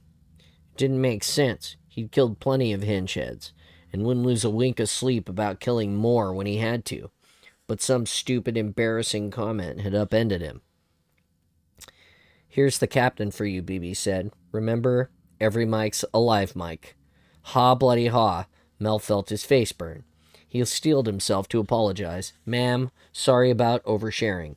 "Don't worry, Staff," Osmond said. "I had a rougher conversation with him than that." "So, is he going to refuse extraction or just sulk? You better prep for resistance. You're going to run into more problems too. The Arbiter's buddies have started to come out of the woodwork. Terrific, nothing like hedging your bets. Telcam's down to 4 frigates. I'm going to do whatever I can to get those past the Arbiter and laid up on New Linelli. You might run into pissed off rebels, but I can't guarantee the Arbiter's allies won't take potshots at you either." Vaz grumbled to himself in the background. "Well, that makes things simpler, just like the good old days." "Yeah, we'll assume they're all hostile, ma'am." "So where exactly is he, other than these coordinates?" "Holed up in an armored vehicle, trading shots with the Arbiter's forces." "And I've isolated his comms," BB said. "Not easy, because the Hergot keep adjusting the network. I'm blocking it via AIN now. She's not happy, but she can tell what I've done. Only that she can't access some of the memory and thinks it's a glitch in the ship." "So in AI terms, you hit her over the head and stole her purse, right?" Mal asked. "It's for her own good." "Okay, if you can't extract Telcam, terminate him," Osmond said. "In case the Arbiter captures him and he's not as tough as he talks. And that's for our own good." "Understood, ma'am. See you on New Linelli, Kilo 5 out." It was so easy to say yes. Mal didn't need to check out Vaz's reaction, but he did glance at Phillips. "Can you cope with that helmet?" Mal asked.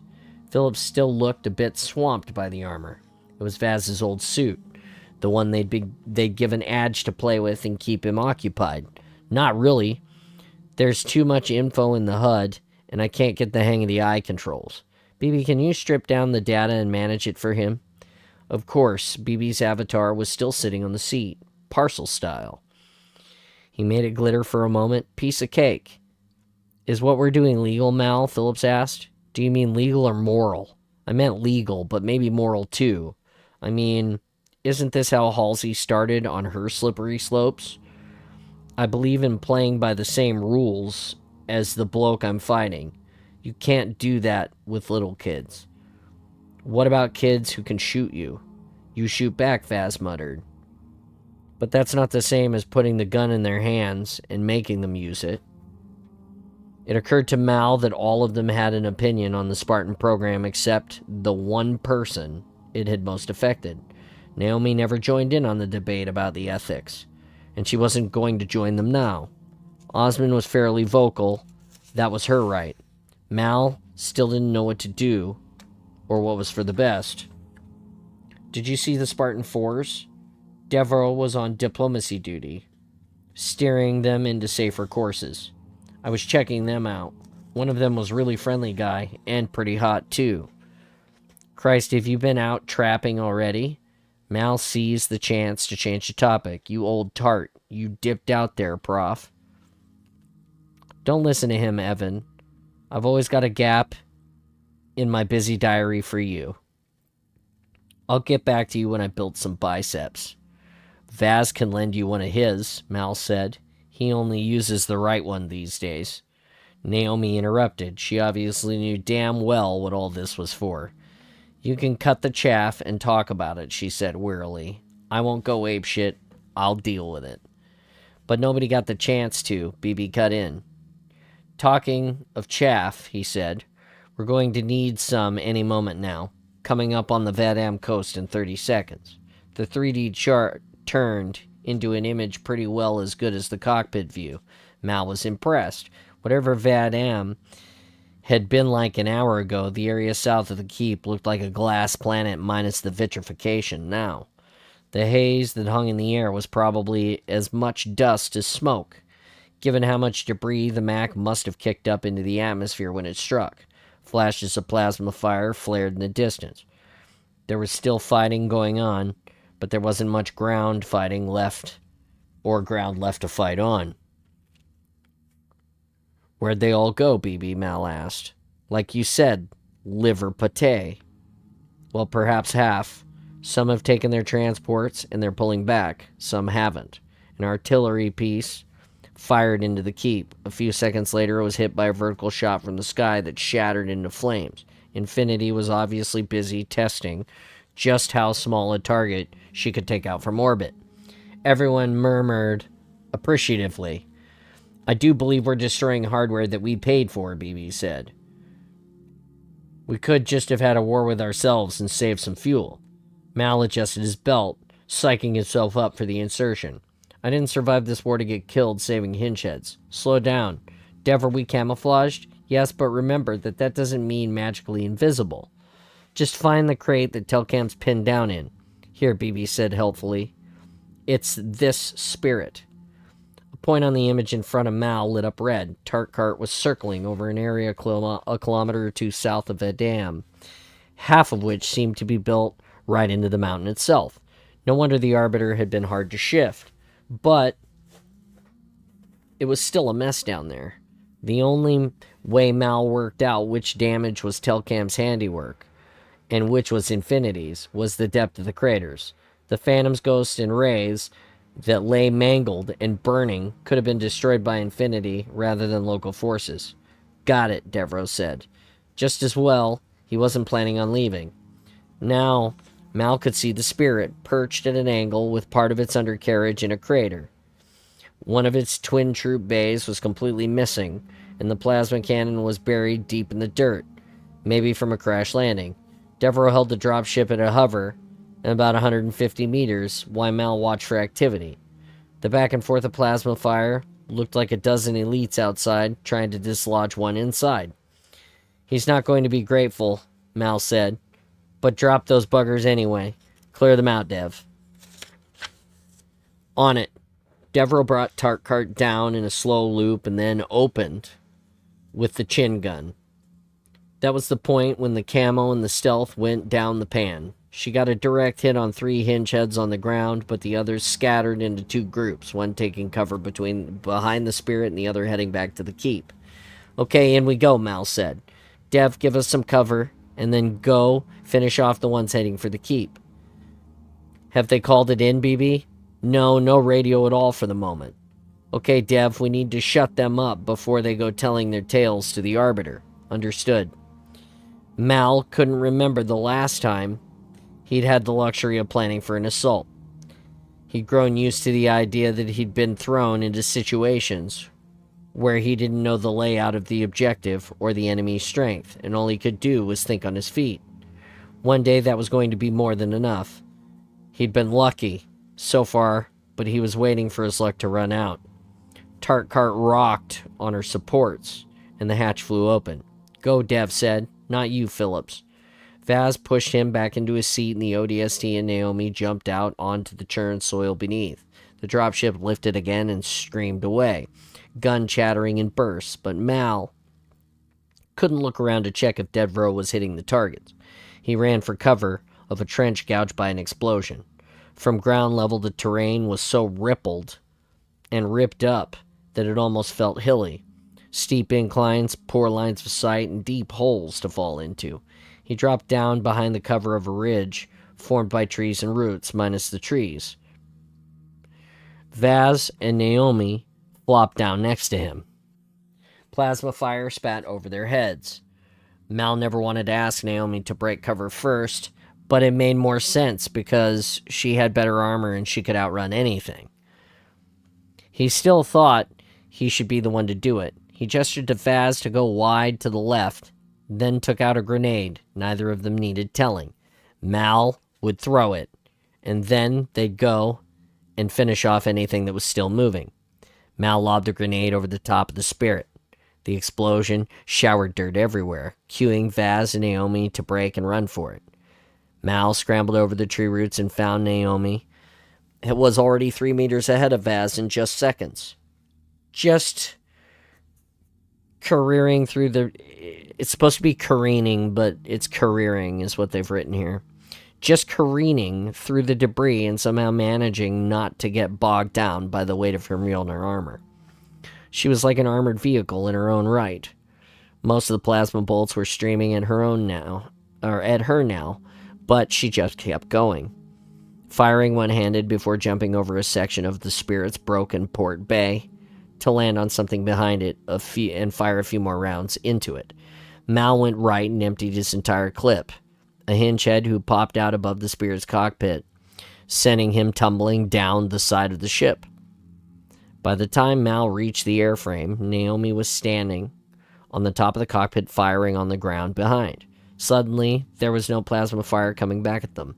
Naomi turned around and looked down at Mal. 5 down, she said. Just Telcam left. Mal got on the radio. Dev, how are you doing? He couldn't hear any cannons now, but he could just about see the shimmering patch of sky that gave Tarkart's position away. Did you get them?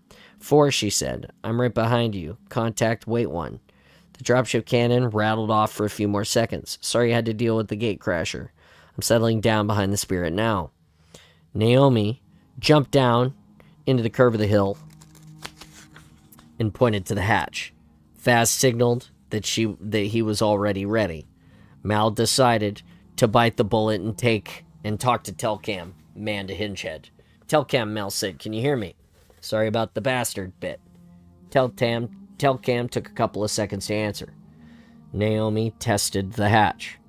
I will not run from a battle, Sergeant, Telcam said in immaculate English. Go home and lick your wounds. Not now. We've gone to all this trouble, Mal gestured to Naomi. You know what they'll say. He who fights and runs away can come back later and do some really serious damage. Naomi took a determined hold on the hatch control cover, and gave Mal a thumbs up. Tarkart landed close by, scattering the leaves. Vaz pointed to a big hole in the Spirit's hull. Well, that was simple enough. Naomi would go in via the hatch, and Vaz would get the bugger if he came out of the hole. They couldn't hang around and argue the toss with him. Get him out, Naomi, Mal said. Perhaps he wasn't dumping the tough jobs on her. She'd done it before. For a Spartan, she was having a pretty sedate life with Kilo 5, and she needed to stay busy. She ripped open the controls with a couple of determined tugs, dropped into the hatch, and disappeared. Vaz crouched with his rifle aimed, and Mal joined him to wait for Telcam to emerge from the hole in the back of the ship. Then all Mal heard was a stream of Sangheili that BB didn't translate, followed by the crack of a plasma weapon. I'll kill you, demon. Mal understood that just fine. You won't shoot me. No, but I can do this. There were a few thuds and scuffling rounds. Damn it. Somebody give me a hand. Vaz crept into the shattered vessel at the crouch, with Mal behind. The interior was completely dark inside, except for shafts of watery sunlight from the holes Mal had noticed earlier. But that wasn't enough to see Naomi kneeling on the hinge head and struggling to hold him down by the scruff of his neck. He was bigger and heavier than Jewel, more of a handful. Mal resisted the temptation to put his boot on the thing and just shoved his rifle into his face instead. Fieldmaster, he said, I'm trying to be polite, but we're risking our lives to get you out of here. This means you're coming with us. Pull back, regroup, and have a nice cup of tea, okay? I will decide, Telcam snarled in defiance. I'll choose whether I fight or not. I am not your servant. I've got my orders, Mal said, and right now you're getting your ass handed to you out there. Come on. Vaz slung his rifle and knelt down to put some restraints on him. You'll thank us later, he said. A loud explosion outside shook the entire ship. Great, we're going to get creamed by our own guys. Move it, get him out. Naomi and Vaz hauled Telcam to his feet and bundled him outside to Tarkart. Unlike Jewel and Dama, he didn't have to be dragged like a sack of spuds. He'd calmed down. He'd see sense when he got to New Lanelli and found he'd had some ships left and some allies who were still prepared to arm him. Devereaux was almost revving the dropship drive as Telcam squeezed into the crew bay, head lowered to avoid the trunking. He was even taller than Naomi. "Gotta go," Devereaux said. "The trouble with Infinity not knowing exactly where we are is that she's going to end up hitting us if we don't get clear." Telcam sat on the edge of the seat like a grown-up, trying to look relaxed at a kid's tea party, head thrusted forward. Naomi took off her helmet and glowered at him. She seemed to want to show Hingeheads that they'd been knocked down by a woman, because she'd done the same with Jewel, and she tended to live in that helmet. But Telcam didn't react to her. Mal took off his own helmet and raked his fingers through his hair, noting that it needed some cutting, and watched Telcam turn his attention to Phillips. The armor and the plasma pistol definitely troubled him. Yeah, that was going to be an interesting conversation at some point. "Okay, boys and girls, we're off the charts now," Devereaux said, including Infinities. "Next stop, a lovely glasslands of New Linelli. Dev, how close did we come to getting char-boiled by the Del Rio?" Mal asked. "Very." By the Del Rio. By Del Rio, sorry. Sorry about that one. By the Del Rio. Jesus. That, Mel decided, would be his personal limit. He hadn't reached it yet, and he hadn't even realized it existed. But if bailing out these Hingeheads costs one human life, then he was asking for a transfer. There were some prices he would never be willing to pay, not for Oni and not for Osman.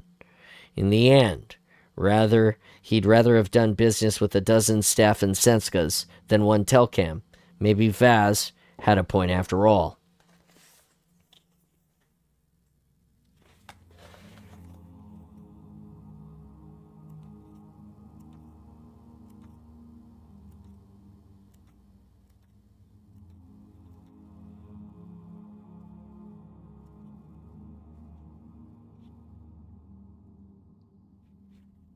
Chapter 13. I have given my word to the Arbiter, and while it might not be as fashionable to leave, that still has some meaning. I shall keep it until he no longer honors his, Admiral Lord Terrence Hood, Synth Fleet. UNSC Port Stanley, somewhere off of St. Helios. St. Helios was becoming familiar in the same way as the moon over Sydney.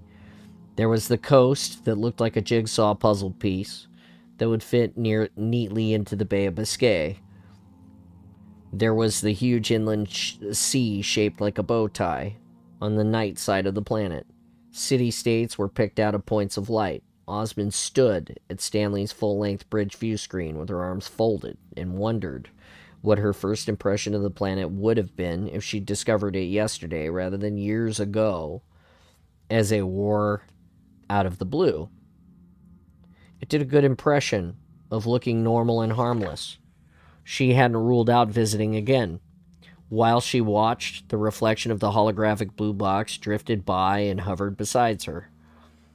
"Are you sure Infinity can't track us, BB? You really don't trust Huragok now, do you?" "I think the analogy of a hyper-intelligent toddler who's into everything fits them pretty well. Just tell me." "No, Captain, they haven't touched the stealth system.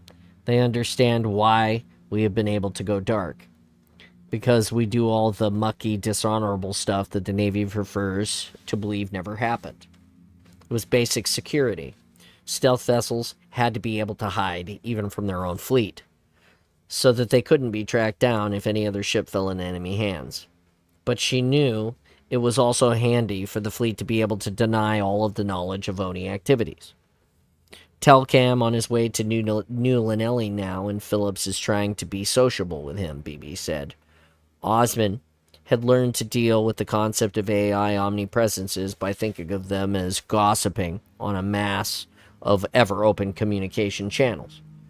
It's a bit of a stretch for Tarkart, but she'll make it. She's got slip-space drives now. Is Devereaux actually rated to fly that? She's got me, Captain. I know. And who's going to argue about it? We're Oni. But dropships with slip drives? Yes, it's the work of Beelzebub. Isn't it fabulous? Let's order another one. BB was right. There was nothing to worry about. What was the point of having Huragok if you couldn't let them just wildly indulge you in very useful things like beefing up an already heavily modified Pelican? There were no rules now. And if there are, I'll be the one that's riding them. Osmond thought that to herself, not with satisfaction, but with growing unease. She stood utterly alone in the Corvette. Even BB, friend and bodyguard and lieutenant that he was, didn't quite count right then. Sometimes life could be heavily handed, and its metaphors, as if she hadn't been listening when it kept warning her that the higher she climbed in life, the more isolated she would become, until she'd find herself with no hands left above her to reach out to. This is what being Synconi is going to feel like. No safety net, no supervision, nobody to tell me how to do it. It wasn't like command of a ship at all. There were no charts and no regulations. The mission was hers to test, her coming of age, and Paragoski knew it. The Admiral could never have engineered this situation, but she'd certainly given Osmond a lot of leeway within it to sink or swim. But that's what it's about. Earth has to be able to count on me long after Paragoski is gone. As soon as the thought formed, Osmond didn't like the sound of it. Ships, BB, she said. Show me where they are. Voila, BB flashed the chart of Sangheli's northern hemisphere on the view screen in front of her. Adge and Leaks had made a few more refinements. We have 4 frigates: Promised Redemption, Cleansing Truth, Certain Prophecy, and a Transforming Splendor. I do wish they'd learn to use proper ship names, like Victory or Bellerophon, don't you? Theirs sounds like color swatches from an ecclesiastic's paint catalog. Anyway, they're getting ready to withdraw. And what's the Infinity up to now?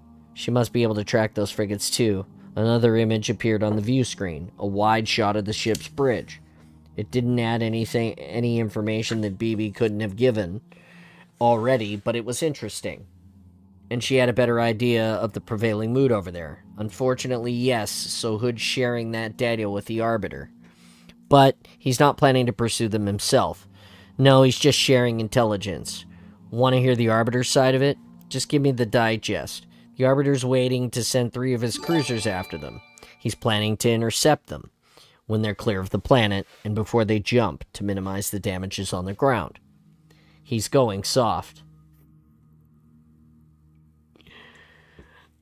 He's political. He doesn't want to alienate any states that haven't taken sides yet. There you go, ruining my illusions. Osmond watched the activity on Infinity's bridge for a few moments, checking that Paragoski was okay, drinking coffee, so yes, and wondering if she could ever look Lord Hood in the eye again. He'd been so generous to her. He was a decent man, a naval officer of the old school. Perhaps he knew what he'd become anyway. Okay, stand by. The Arbiter's going to lose 3 cruisers today. She settled in her chair and dug her fingers into the armrests. It was a habit now. She realized how physically literal she'd become. She stood alone and got a grip. There were probably a dozen little mechanical actions in her day that told her the truth in the way that she felt she couldn't. You're not comfortable about this, are you? BB said. I wouldn't say I wasn't comfortable. Osmond had 4 Shivas and 2 bays of enhanced yield Rudra nukes. Enough to do the job. I just never fired on a ship that wasn't planning to attack on me. And I suppose this puts the real seal on it. Undermining fleets feels like internal politics until you shoot down an ally you've worked so hard to get a treaty with. It's a little too real. BB drifted in close now and settled on the console in front of her. He had human body language down to a T, a remarkable thing considering that the most unbox-like form he'd taken had just been to add a shiny red bow to mark Paragoski's birthday. She did what she always did. She looked him in the eye, the front face of the cube. Captain, you don't have to succeed the Admiral. But if you do, then this is the way it was always going to be. He'd lost that casual arch superiority that was so endearing. Now he was serious, paternal, even a side she hadn't seen before. Vaporizing 3 elite warships is nothing compared to the things that you're going to have to sanction in the future. Considering this your actual initiation, not contrived to happen, but an inevitable transition. And I think you'd never ask any crew to do what you wouldn't do yourself. She wasn't following orders, she was giving them. I'm a captain. How do I make captain and not think this through? There was no rule book she could reach for, no higher authority, because the UNSC was that authority, not the civilian government. So, the only answers would come from her own conscience. In 20 years, I might be standing on a glassed planet again, saying that I wished I'd done something when I had had the chance. I could make this decision for you. No. Thought as much. This was what friends did. They let you talk your way through the dilemmas. Okay, BB, take us into position. I want all of the Arbiter's cruisers on this plot so that when Telcam's flotilla makes its move, I can start taking them out. What if he deploys all 5? I'll have to leave him at least 2 holes to keep things balanced. If he manages to block any of Telcam's frigates, I'm going to need a non-descriptive solution. A non-destructive solution.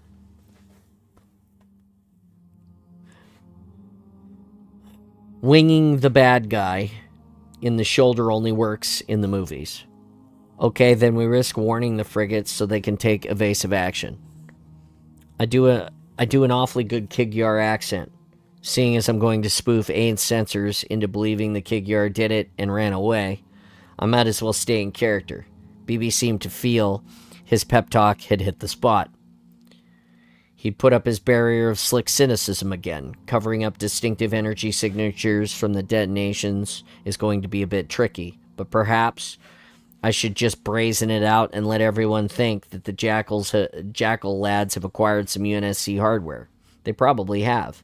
And it'd give the Sangheili one more faction to be mistrustful and paranoid about. How are you going to explain why Infinity can't hit us if she tries? Hood knows he can't miss. If he targets our spoof signal and there's no explosion, he'll know something's wrong. I have a secret weapon, the Mark I Parangoski. She'll intervene. I think you should be Synconi. BB suddenly turned navy blue and sported a rear admiral's gold braid like a belt. He twirled it. No, horizontal stripes make me look fat, he said. Besides, I'd have to behave. He'd made his joke, and now he expected her to crack on with what had to be done, and she obliged. Telcam's frigates showed up as small red dots assembled north of Aunton. The Arbiter's cruisers, now shown in green dots, were scattered all over in a wider arc, and that would make it harder to cover them. But it would also make it easier for her to avoid being identified. She'd need to talk to Telcam and get him to corral his shipmates. Can you get me Tarkart? Anytime, anywhere, BB said. She's got the full Infinity comms package now, just wait one. Osmond hoped Telcam had calmed down by now. It couldn't have been easy to have lurched between defeat and victory, and then suffer the indignity of being rescued. She only had to wait a few seconds before Mal had responded. The image from Tarkart made it look as if things were under control, although she couldn't see the aft section of the camera position. How are things doing, staff? Mal looked content and relaxed, but then he always did, even if all hell was breaking loose. Phillips is having a nice chat with Telcam, ma'am. Is he in the right frame of mind to call his frigates and get them to cooperate with us to escape? You want to talk to him? Yeah, put him on. Good luck. No, Telcam wasn't going to be placated that easily. He popped up in front of the camera with his fangs showing. Tiny drops of spit flecked the lenses. "Why do you insult me this way?" he demanded. "How dare you abduct me? How dare you, worthless admirals, make war on me like this? How dare? And how dare you open fire on my troops? Look, you're no use to me, dead Field Master, and you can't beat Infinity with a pistol." It did no harm for him to be reminded of his ship's capability. "Now you understand my problem. Your frigates are going to be blown apart by the Arbiter if we don't cooperate on the next phase. I can't track his vessels and warn your shipmasters, but you're going to have to tell them to stand by for a message from a Kigyar vessel, because I don't think that they'll be amused by a call from a human one right now. You do so love an understatement. And you need your frigates. Please send the message. Staff Sergeant Gaffen will give you a comms access." She paused. She wondered whether to threaten the synth his voice and get BB to do it, but he didn't need to know she could do that. Not unless or until she needed to sow some more doubt and confusion. "We don't have long. Pull your ships out now and regroup."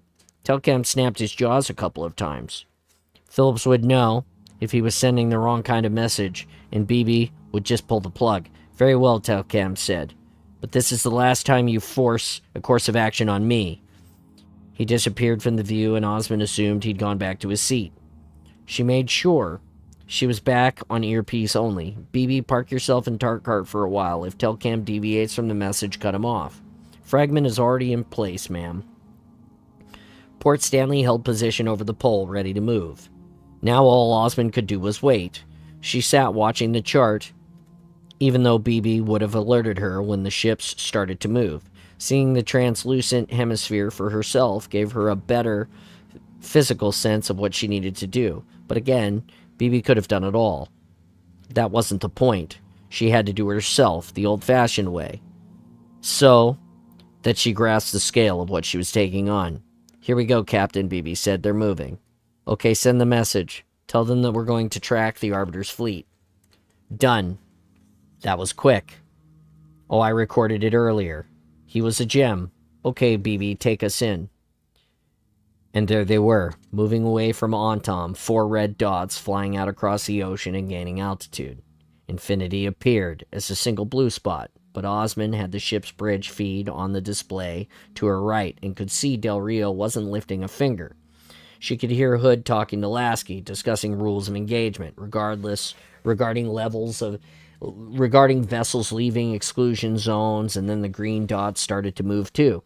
The Arbiter still had access to the comms, intercepts, and the radar. Even if Telcam's fleet made it to the jump point without a scratch, she still had to destroy 3 of the Arbiter's cruisers. Port Stanley, completely undetectable, had missiles waiting to fire. It didn't really matter which ship survived and which didn't. And that was the only thing about the attack that bothered her. The randomness of choice, which felt almost careless. That was the best way to tackle it. A simple numerical exercise, devoid of anger or retribution, but it was still not feeling right. "I have a firing solution for Far Vision, Axiom, and Devotion," BB said. "Shame, because they're much nicer names." The Arbiter's ships were converging on the frigates now, closing the gaps faster than she expected. "Frigates preparing to jump," BB said. "They really need to get a move on." On the chart, it looked marginal to Osmond. She had to intervene now. "Tell them we're coming in," she said, "and you better make sure that Infinity doesn't try to target ghosts."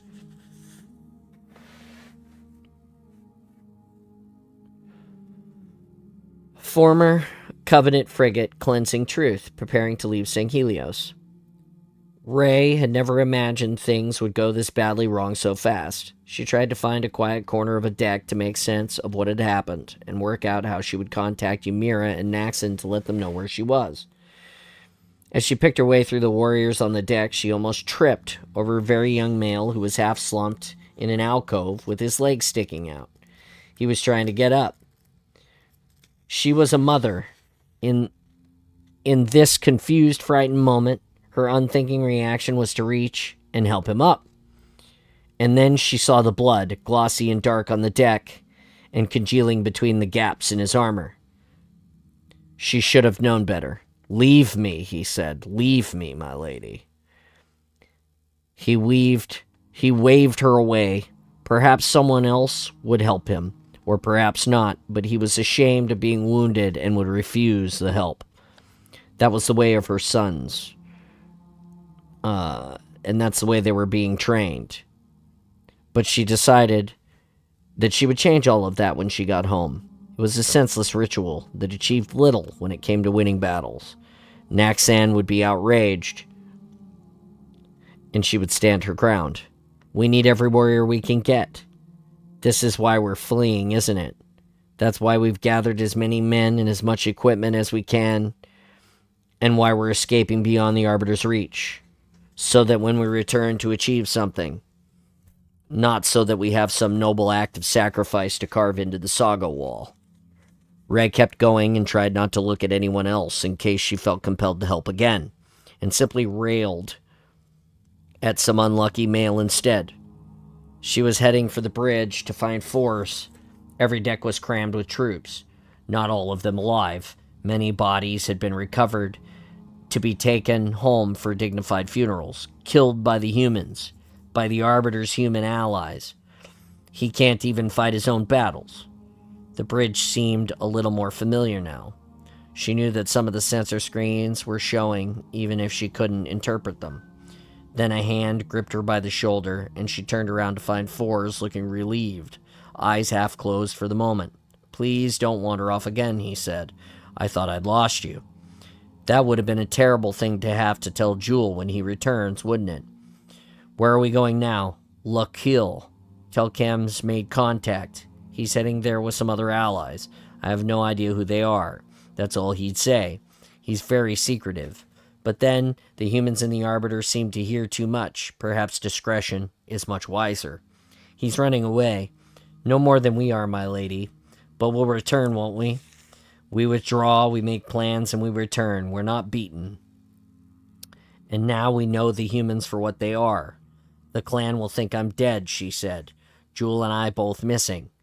If I returned you to Amdama, they'd track the ship to your keep, and your keep would pay the price. If you send a message, they might track that as well. We must bide our time. I know, and I have to find Jewel. It's a temporary absence. I know that too. Ray was leaving Sing Helios for the first time in her life, and for a world she'd never heard of. She regretted this moment. She'd packed that small bag and barred Telcam's way. She should never have left. But then she knew she wouldn't have been able to forgive herself if she'd stayed at home and waited in a dutiful ignorance. Shipmaster, Telcam has sent another message. Someone called. He says a Kigyar vessel ship will help us. A big, heavily scarred male straightened up and rose a full head above the rest of the warriors on the bridge. He must have been bent over, looking at the control panel. How much are they charging us for that? This is genuine, Shipmaster Galore, Telcam insists. The warrior pressed something, and suddenly Telcam's voice filled the bridge. It was him, most certainly. They'll give us the position of the Arbiter's fleet and cover our withdrawal if need be. So the Arbiter failed to pay his bills, then. Galore, this is Avu Med Telcam. The voice boomed. I strongly suggest that you take the aid of the Kigyar offer while you still can. Galore hit the control button so hard that it looked as if he'd punched it. Very well, stand by. Why are the Kigyar helping us? Ray asked. Why did we help humans? Forrest spread his arms. Politics. The great galaxy is less clear-cut and orderly than it used to be. If Ray heard the word politics one more time as an explanation for everything and nothing, she swore she'd sink her fangs into someone. When she got home, when she finally found Jewel and returned to Pecan Keep, she wasn't going to tolerate this nonsense any longer. The galaxy had changed, and the Singhili had to change too. She squeezed through the press of bodies, drawing no attention, which was a measure of how urgent the preparations to leave had become. The deck vibrated beneath her feet. They'd make their move soon. This was Shipmistress Laws. I have a warning for all ships. The voice was enough to get instant silence on the bridge. It was Kigyar, a female. It was also confident and measured. So Kigyar females were used to authority, used to serving in ships. Ray had rarely come into contact with the creatures, except when the scruffy males came to the keeps trying to sell overpriced goods, and her view of them was largely shaped by Jewel and Naxon debating what would happen to the stability of the Covenant if they ever were allowed better weapons and ships. They were not to be trusted. But now there was no choice. "Continue, Jackal," Galdur said. "I'm listening."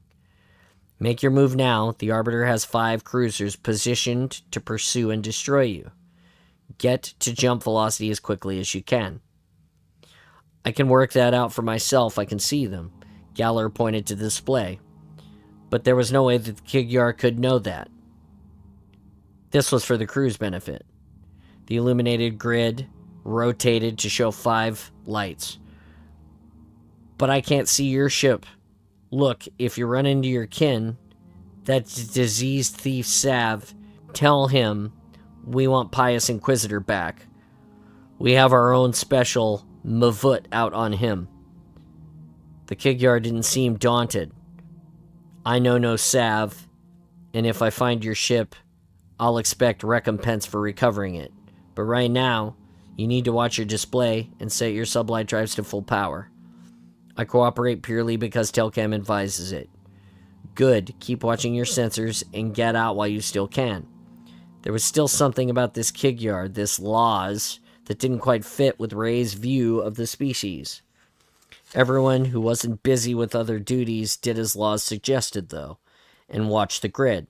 The 5 lights were now moving, one of them accelerating towards Aunton, and at the speed that caught everyone by surprise. The Kigyar must have known what was coming somehow.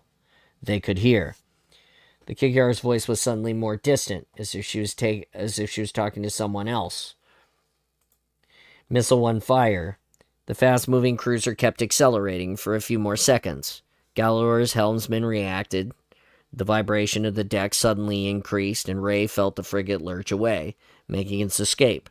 But as she watched the grid, unable to turn away from the point of light that was the Arbiter's cruiser, it vanished. All around her, other sensor screens changed color and indicated spikes. "What's happening?" Galdur demanded. "What does it look like, you fool? I've destroyed one of their cruisers." The Kigyar sounded furious. "Move or die, your choice. Now do what you have to while I target the others." "She's right, my lord," the helmsman said. Ray couldn't see outside of the hull, but she could feel the cleansing truth was now soaring to the edge of the atmosphere. Devotion has gone. There's been a massive explosion, possibly a human radiation weapon. Galdur was losing that swaggering disbelief. He swung around and faced the display. Ray could see it too. But there were now too many lights, and she didn't know which were the enemy vessels and which were Telcams. "I still don't see your ship," Galdur roared. "Where are you?" "Don't waste your time worrying about my position," Laz said. "Fear for your own. You have radiation weapon, human missiles. We have acquired many interesting pieces of military surplus." Something on the display changed. Everyone drew in a sharp breath. Another point of light had vanished. The deck vibrated beneath Ray's feet, and the cleansing truth picked up speed. "That was far vision," the helmsman said. "Gone, she's gone." "Run, shipmaster," Laws said. "I cannot take them all. Run." And another. The helmsman's voice rose in pitch. "The cruiser Axiom is gone." "How long before we can jump?" "We need more time, my lord." The helmsman held up 4 fingers. Cleansing truth was shuddering now. "A little longer." Laz shrieked. "Shipmaster, watch your stern." "Swordsman has a lock on us, my lord." "Evade her." "I cannot." We've been hit. The deck suddenly rippled under Ray like a wave, metal made fluid as water. She grabbed blindly as she slid down what was now a steep slope, then a vertical wall. Four's hand clamped on her wrist. An alarm screamed, so loud that the noise filled her nose and mouth until she felt it, that she could not breathe. She bounced against something, hard, and she felt something break. but couldn't feel if it was her bones or the object that she'd fallen on. Then she stopped falling. Others didn't. She was a rock in a river, hunkered down against a fierce torrent of bodies. The air was thick and acrid, filled with smoke and hissing vapors. Bright red lights were coming from somewhere. Then she realized it was a fire. "Ray, hang on," Forrest roared. "Ray, we've survived the crash. We'll survive this, I swear." More bodies hit her. Warriors who could grab nothing or stop their fall as the frigate, the entire world, turned inside out and upside down in groaning, screaming, and a chorus of metal as it twisted and tore apart. Force, but Force tumbled past her and was gone. She didn't know what was still holding her in place. She was on the edge, the end of a console of some kind. Its lights were on, violet and amber, but the red light was getting brighter. Fire was sweeping the decks. She could feel the heat in her face. The communication system was still working. Laz, the Kigyar, was still cursing Galur for delaying. "Idiot," she shrieked. "Why didn't you listen? I tried, you fool, I tried." Ray found her heartbeats were now slowing into days, giving her pause to think, freezing time so that she could ponder on how wrong Jewel had been about the Kigyar. And Fours had lied for all the right reasons, because there was no surviving this. She was falling. The ship was falling. Her last thoughts should have been regrets, but they were. She regretted this venture. Her last thoughts shouldn't have been regrets, but they were. She regretted this last venture, and she regretted that neither she nor Jewel would ever know what happened to the other side. No, this was not the last thought that would ever be on her mind. It would not. Ray thought of her sons, and was glad of the moment left to do it. She wondered if they would think of her and forgive her for never coming home. UNSC Port Stanley, en route New Lanelli, Brunel system, known as Lakill to the Sangheili.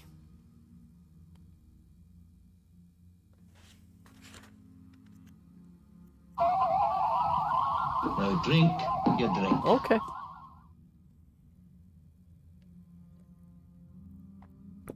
Adge and Leaks had worked high-speed miracles on the slip-space comms. BB tested the relays and felt a little put out that he didn't quite grasp all the subtleties of the modifications. But gift horses like Huragok were to be petted and fed, not subjected to intrusive dental examinations. He'd get them to explain this in his time later. So shall we make the most of the luxury of being able to talk to Carton Collector, Captain? BB asked. She's got quite a long slog ahead to catch up with us, and the sooner we disembark Telcam, the happier everyone will be, especially Mal and Telcam. Osmond stood on the bridge with her arms folded, but distracted. She stared out of the view screen at absolute slip space and nothingness and tossed a chunk of crystallized ginger in the palm like a coin she was preparing to flip. "Yes, BB, let's get her docked." And then there was the new nav system. "That'll be nice. No more slip space guesswork." "Yes, great.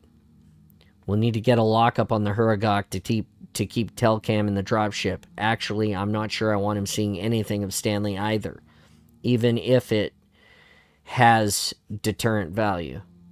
"You're babbling. Is there something wrong?" Osmond turned around. She didn't have to, but she addressed his avatar like the rest of the crew did. So she was starting to think of himself in terms of being located in the hologram, too. It wasn't who he was. He was in danger of acquiring a body. "Shame about the frigate," she said. "Never thought I'd hear myself say that. But 3 made it out, and that's a good result." Osmond looked around at the cam feed from Infinity's bridge. BB had wondered whether to just mute it and give her a digest later, but he'd left it running. There was a lot of consternation about the destruction of the 3 cruisers. Maybe he should have done a lot more spoofing and embroidered the bogus vessel into blowing up and no longer being a worry. But the less he interfered with Ain's data, the less there was to go around to unravel. On the other hand, he'd started hairs running about Kigyar having nukes, but there was nothing he could do about that now. It was nowhere near as worrying as their acquiring a Covenant ship with a ventral energy beam. There was a good reason why the Covenant didn't trust Kigyar with fast translite drives, big weapons, or the family silver. But Hood was still having a quite dignified fit about the nukes. Leaning on the chart table with both hands, Del Rio and Lasky stood back and watched. Parangoski lounged in a nearby chair, cane resting across her lap. Yes, Margaret, yes, I accept that the Kigyar pick up assets that they shouldn't, Hood said. But I want to know where they acquired something that pumps out an energy signature very like a Rudra, and why the Arbiter's cruisers couldn't acquire a target that they could detect it. They just couldn't hit anything. How and why? I don't know. Too, Parangoski said. I thought I made it clear that's why I want the ship in one piece. Leave it to Osmond, she's gone hunting. I've gone along with this. I'll let that vessel escape, but damn it, Margaret. This had better be worth it, because the Arbiter knows we're not incapable. He'll think we're unwilling, and I gave him my word. Bibi saw Osmond put her hand on her eyes as if she was watching a distressing movie, which she was in a way. She was feeling guilty for upsetting Hood, but she was going to have to get used to it. Oni did that on a daily basis. Parangoski was so used to this game that she didn't even look as if she was keeping it under control. She was so far beyond that stage that she radiated a complete lack of concern at this point. It was as routine as brushing her teeth. She could fend off Hood without even consciously noticing. Trust me when I say that I'm looking into Kigyar activity, Terrence. She had her gravel voice on, heavy on the vocal fry. The tigress rambling, a warning at the back of her throat to stop the boisterous cubs from biting her. We need to track them, but there's something we need to worry about a great deal more. Pious Inquisitor. She's packing far worse hardware than nukes. So we've risked a rift with the Arbiter so that you can bust a stolen warship racket? As the less articulate might say. Indeed, you can tell him that. He stands to benefit as much as we do. Get him to crunch a few numbers. Get him to account for where every ship, fighter, and piece of ordnance went when the Covenant flushed itself down the pan.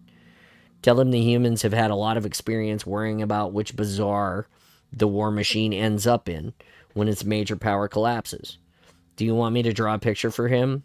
What does he think attacked his keep? Termites? Hood rubbed his forehead and said nothing. Parangoski made herself more comfortable in her chair and smiled at the young ensign who handed her a steaming cup. Okay, Osmond signed and turned her back on the view screen. Let's pick up Tarkart. Sighed and turned her back on the view screen. Don't get all angsty over this. That's quite a day for Oni. I know, but what if Hood starts committing ships to a wild goose chase and people die when they didn't need to? Did anyone need to die? Oh dear. He had to take her mind off this, still angsting.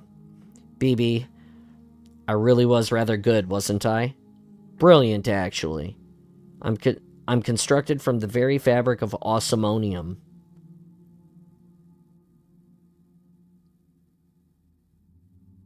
Now let's gather our flock.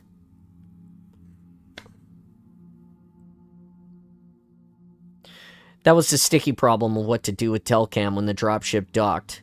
But BB would play it by ear. Now that he could eavesdrop in slipspace, it was fascinating to watch Phillips work on Sangheili. He had a wonderfully devious streak that Parangoski had spotted a mile off, but the honest courage and enthusiasm that he wrapped it in was genuine, not a thin veneer. Gosh, the old girl could really pick a team. That was her strength. People. Yes, Parangoski was a people person.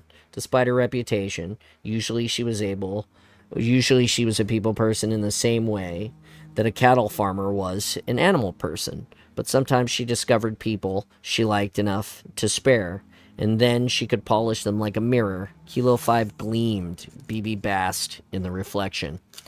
Telcam, did you ever explore the temple? Phillips was asking. I mean, really explore it. It's astonishing. I translated some of the inscriptions and stepping through a portal. Wow. Telcam looked determined not to be impressed. You were told not to enter dangerous areas. But they're not dangerous. They're amazing. What's this prohibition about a teacher? Why would the Forerunners have needed the permission from a higher authority to teach or talk to a teacher? Telcam tilted his head slightly. He didn't know that what Phillips was going on about. BB was sure of it. But there was more to it than that. He was shocked and jealous, even indignant, because all his muscles stiffened and his jaw clenched. The human tapeworm had done yet another thing that he could not do. He could read more of the God's notes than a lifelong disciple like Telcam could. It must have been like the Pope being told that an atheist had found God's unlisted number in some apocrypha and had left a message on the divine voicemail. BB hoped that Naomi was ready to slap down the Sangheili if he decided to throttle Phillips. She certainly wasn't dozing under that helmet, however relaxed she may have looked. I know nothing of the inscriptions, Telcam said quietly. How did you reach this conclusion? You had a lot of help from me, that's how, BB thought of his fragment again, broken and bewildered, and tried to partition the thought so that it didn't keep sidling up on him and trying to get his attention. I'm a linguist at heart, Phillips said. Language is expression of culture, so that's why I'm an anthropologist. If I know what your worst insult is, I already know a lot about your fears and your taboos. Nisham. Oh, I love that one. Mal's got some terrific human insults, but we're not big on parasitic organisms. We're all sex and excretion, mainly. Vaz elbowed Phillips discreetly. Message is coming in, Phyllis. We've got a ride. Telcam didn't react. At least he calmed down. BB calculated the optimum point to drop out of slip space and sent the coordinates to Devereaux. It was fun to see the look on her face. Oh, I've got my first slip space? Oh, never mind. She turned and looked back at the hatch with an oops expression. Talk amongst yourselves. The captain caught up with us. BB turned his primary attention back to Osmond, but she was suitably distracted by the countdown and re-entering slip space. Re-entering real space, which hadn't got any easier for her despite the modifications to the drives. If he drilled down through the hull stress sensors and put his thumb in his dumb component, he could calculate the pressure she was putting on those armrests. She has a hell of a grip. Oh, she said. That's right on target, right on time. BB transmitted the homing signal and slowed Stanley to a relative crawl. Yes, he really could operate the ship entirely on his own, indefinitely. But it wasn't as rewarding as doing it with a real crew, and it would have been a miserably lonely existence. It could drive him to a premature rampancy. I should run a monorail network. We'll have Tart Cart in the hangar in 10 minutes, and then we'll be on our way. Drop off the Mad Monk, tell him we'd call him when we get another arsenal for him, and we can be back at Infinity and scarfing their coffee by the end of the day. Alpha time, that is. Wash up and reintegration. You keep reminding me I don't forget. BB, I know this is scaring you, so it's an opportunity for you and me to talk, Osmond said. You listen to me when I'm losing it. I'm just saying that I'm here for you when you have a difficult time, too. BB wondered again how Osmond might have turned out if she'd been allowed a normal childhood and survived it. I may well need that. Lock up Adjun leaks. There'll be a problem to explain. Done. Thanks, BB. My pleasure, Captain. As Tart Cart slid into the hangar, Osmond leaned on the gantry rail and frowned. She's not that different. She's not externally, anyway. I suppose I was expecting her to look like a Spanish galleon or something. She slapped her hands down on the rail. Okay, better go and show my face. Remember, do not disassemble, because God is your authority, BB said. Besides, you can always take him to Trevelyan and dump him on Miss Frankenstein if he gets mouthy. Osmond waited for a bay to repressurize and clattered down the steps as Devereaux opened the hatches. Fragrant air wafted out, and BB watched Osmond's frown. Jasmine, she said. You can ask a Huragok for anything, Devereaux winked. And wait until you see my chart projector. You can have one too, ma'am. Who's staying to keep an eye on Telcam? Naomi jumped out of the main hatch with a thud like a warthog being dropped from a sling. Me, she said. We understand each other now. Mal, Vaz, and Phillips trooped out, and Osmond allowed herself to smile. What's the drill for New Linelli? We take Telcam down there and wait for his ships to drop off a slip, Osmond said. Then we thin out so that he doesn't have an embarrassing question to answer. Prepare for a few dreary weeks of evaluating troop strengths and counting hulls.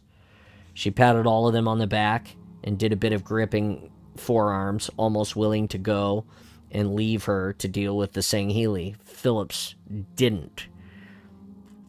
He looked her in the eye and tapped the damaged radio still clipped to his jacket. I completed the mission, he said. I got the intel, Captain.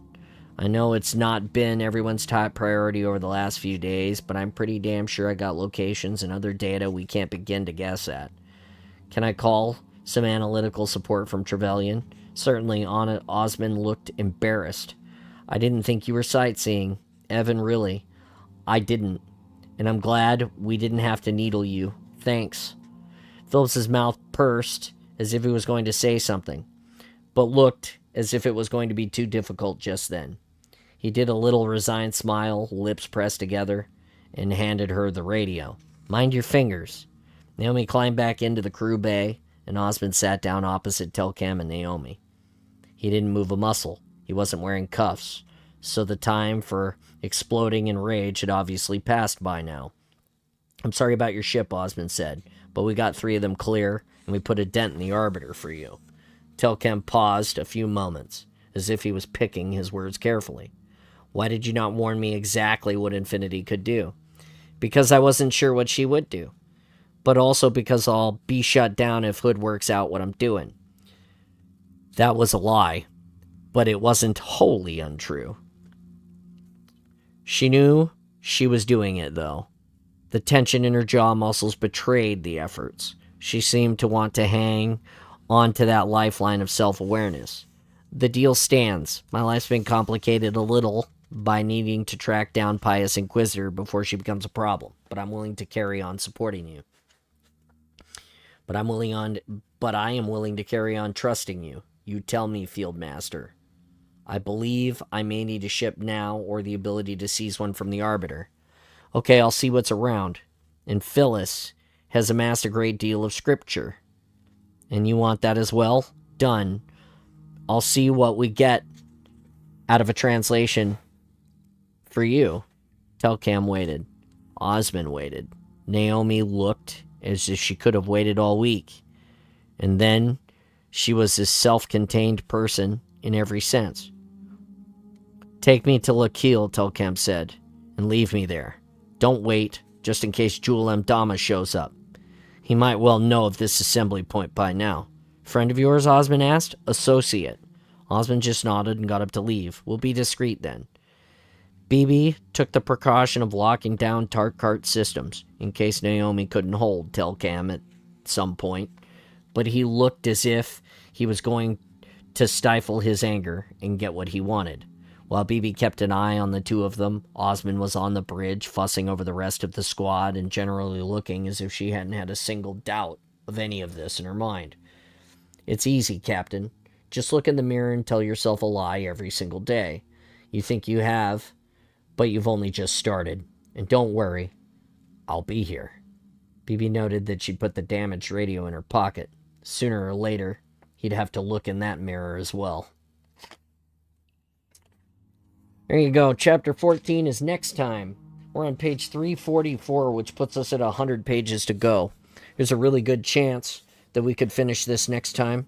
Our average page count is about 60, so I doubt it.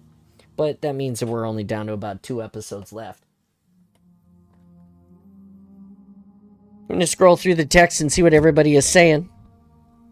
I'm sorry there was a word in there. I want to go look at that for a minute. Awesome. It was awesome something.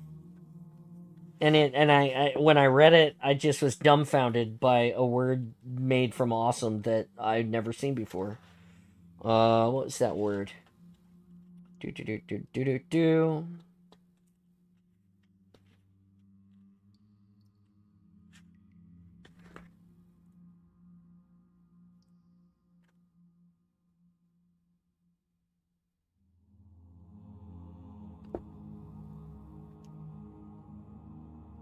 Huh. I can't find the damn... I know I read the damn thing.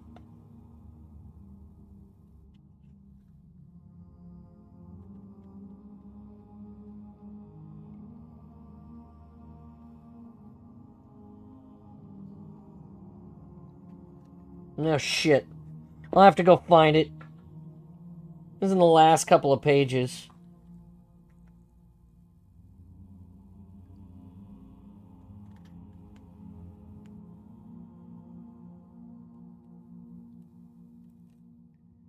Shit. Well, whatever. Damn, he's still going. They all die at the end of the book, even though... Wow. Thanks, Kevin.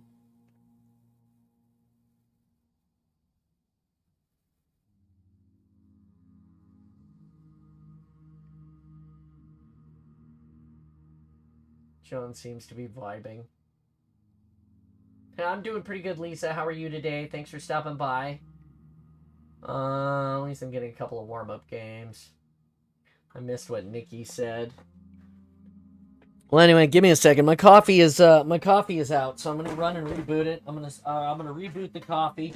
I'm gonna start up the Halo so that Kevin is not the sad. I'll actually get that started first. I'll change the thumbsticks on my controller right this minute because I was playing hockey last night with Jimmy, and I can't play Halo with the short sticks because it's hard to shoot people in the face with short sticks. Maybe that's just a me problem. Long day of reading today. I just wanted to get through that chapter. I didn't want to end on in a weird place.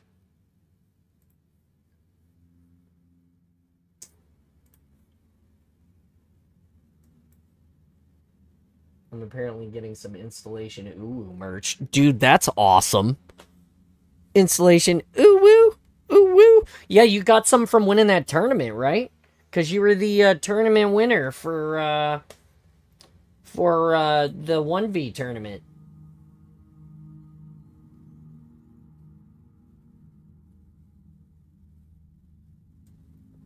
Oh, man. Today is a good day. And I'm out of coffee in this cup, so I have to go get more. Yeah, $100 worth of stuff is on the way. That's cool.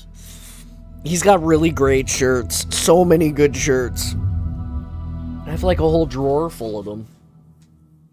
I used to wear them every day on the stream, but I wore them and wore them and wore them, and so, you know, some of them need replacement. I'm pretty hard on my stuff. Ooh, merch is great. All right, you got Halo piping up here, so I'm gonna turn you on to the game screen so you can see it while it's piping up, and I'm gonna run and get my coffee rebooted so that we can keep going. I'll be right back. You guys sit tight, enjoy the chair, be awesome a minute, and I'll see you in just a minute.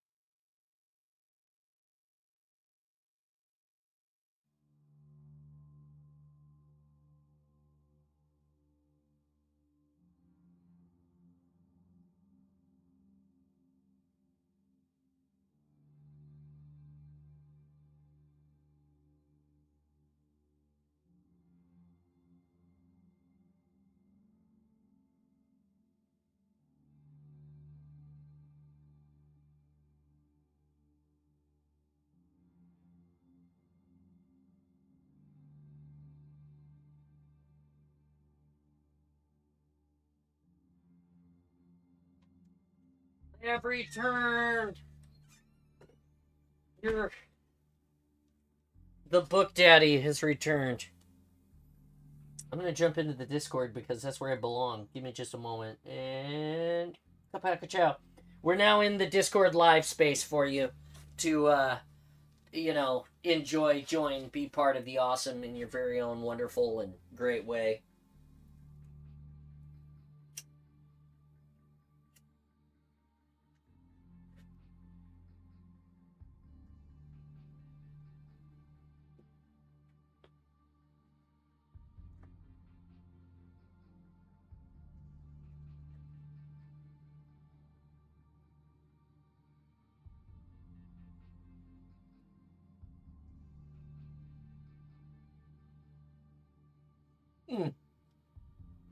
Just a little hot still.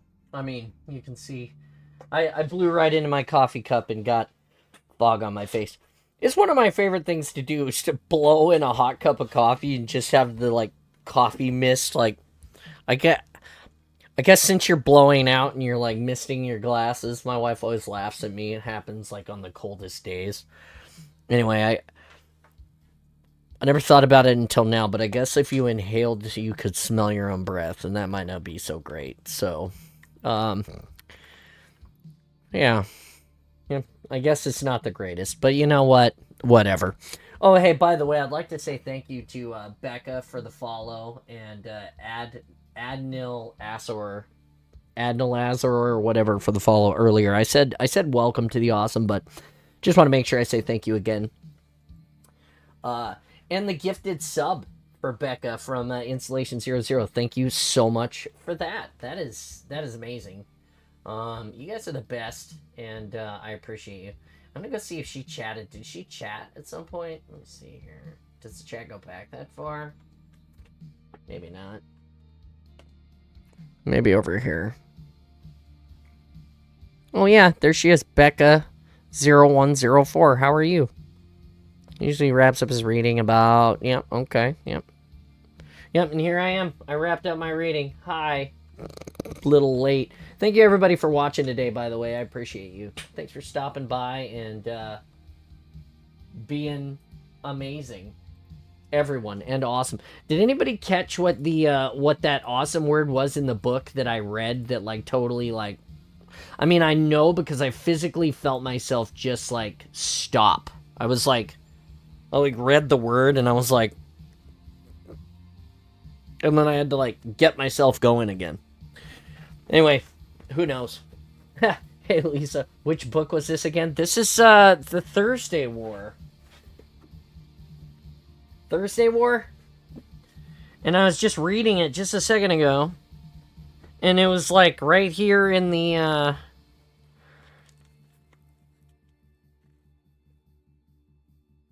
It's right here in the last, like, 3 or 4 pages, I remember, because it literally got me... It's down here at the bottom. Words are hard. Right? Do you remember the word? You heard it, right? No, I wasn't watching. I just got back. Oh, okay. Gotcha. Yeah, I just jumped in here. Now, I was reading the book, and there was a word... It was a word that... It was awesome. It was an awesome word. That's not very helpful. But I read it, and I was like... When I read it, it was such a surprise to me that I was like, what? I'd, like, never seen it before. This particular iteration of awesome. Phantasmic? No. Mm-mm. It was like I'm doing well. How are you? It was like they had made up. It was like they made up a material, and it was like the beginning of the material was awesome. So I got no idea, and I read it, and when I saw it, I was like, how did I not know about this? And now I literally cannot find it because apparently that didn't happen at all, and I'm just lying to you. Like I said, words are hard. The age is kicking in, isn't it? Oh, you shut your mouth, Kevin. Did you hear the word? Do you remember the word? Like literally, I'm like trying to skim backwards through this book to try to No, find it. no, no. I did not hear it. I don't think anybody did except for one person. God, you sir. You guys are all just gas lamping me right here. I see you. Was it yellow? It was not yellow. Yellow belly. I don't think that's appropriate anymore. Oh, right. I don't know if that's. I don't know. I don't know if we can use that. No, no, no, no, no. Maybe. This is how. Maybe I am going fucking nuts. Go ahead, Kevin. Go ahead. Talk some more shit.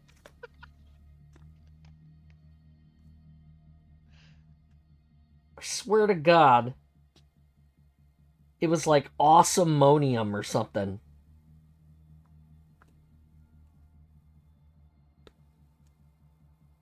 Who the fuck? Who knows? Fuck it. I'm not going back. Somebody will find it. Somebody will be listening to this and will be able to zoom page 366 on your book. But I'm a digital book. Okay, let me go look. 366. See, cat. Their cat is trying to help.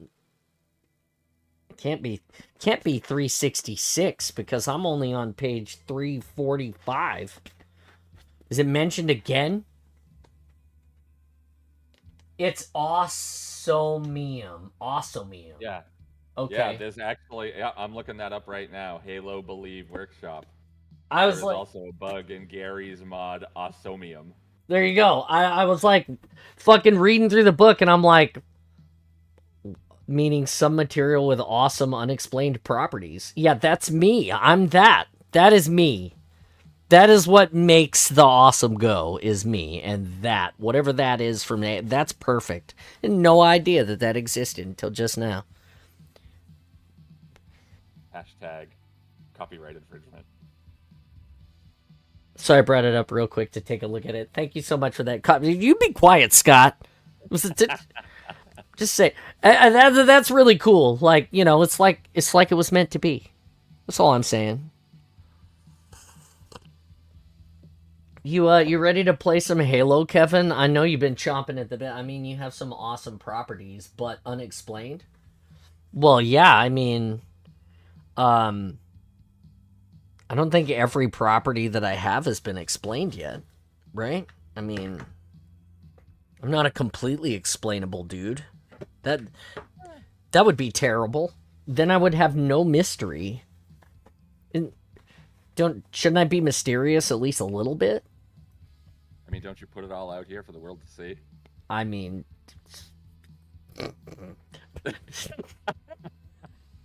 Most of it, at least. Yeah. I don't subscribe to your only feet.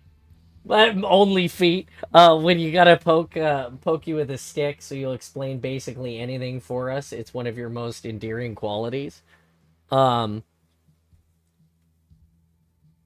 like unobtainium, made up sci-fi elements. Yes, that's right, Jimmy. That's right. It's like unobtainium. I don't know. I was just saying. There could be some unexplained things that, like, nobody has found out about me yet. Like, who knows? Maybe I'll, like, grow a second heart, or... I mean... Oh. I don't know. Man.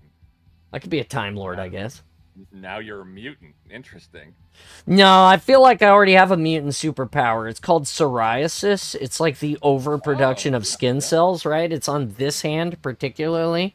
And when it grows its skin armor, it cracks and bleeds and hurts afterwards and all peels off. It's like the worst. It's like if I was Wolverine without any of the good bits. Yep. Dented can. I mean, if you did that, I'd have to acquire your body for science. How would you acquire my body if I grew a second heart? I mean, you're only like 7 years younger than me. Which means that I would have to be dead first. And if I had a second heart, maybe I wouldn't be a human anymore. Maybe I'd be a Time Lord. bludgeon you over the head with a bedpan. I don't have any of those at my house and none in the Spartan space, so I think I'm safe. Yet. Yeah. Take a note from Halsey and nap you and replace you with a semi-okay clone. Your family will never know you're gone. Don't elites have two hearts? I have no idea. No, my family would definitely know I'm gone because the clone would. Here's the question: is the clone you? All right. Don't go down this path. This goes right back to that wonderful Michael Keaton movie that we all enjoy so much, where he just clones himself a bunch of times. Yeah, exactly. Was the clone ever him? No. It was different versions of him. It was like when Kirk got split in the transporter accident into two Kirks, and he had like the really, really feeling and nice Kirk, and then the badass evil version of Kirk. And all I'm saying is that it wouldn't work. The clone of me would not be the same. They would know. It would be found out. It would be like that scene from... I'm about ready to make myself super duper old. The Last Starfighter, when they put the bot in his place, and it was like a complete... It was like, the bot was like, I don't fucking know. Like, I'm just... It'd be just like that. What's up, Kevin? You would think, but maybe the clone would be better. Yeah, multiplicity, that's right. I don't think that a beta unit would be better than me. I'm just saying. That's where we're gonna... It'd be weird to have a beta that's better than you. Right? That's what I'm saying. It was literally a beta unit. It like pussed and moaned and pulsated until it turned into the kid. I'm just saying. Yeah. Last Starfighter, one of the greatest science fiction movies that you probably have never seen, by the way. Rip. Okay. I know they did. I have it on Blu-ray. There's another lost technology. Yeah. What's a disc? You're right? Do we have to talk about Laserdisc again today? I mean, I'm just saying, Laserdiscs are the best. This crazy town. What are we playing today? We're playing Social Arena, Kevin. Be ready. Be ready to get murdered. So the question is, who better, Cortana or Halsey? Because same brain, you know. Ooh. I mean, you could go out on a date with Halsey. You couldn't go out on a date with Cortana. Although you... I mean, you could. It'd just be weird.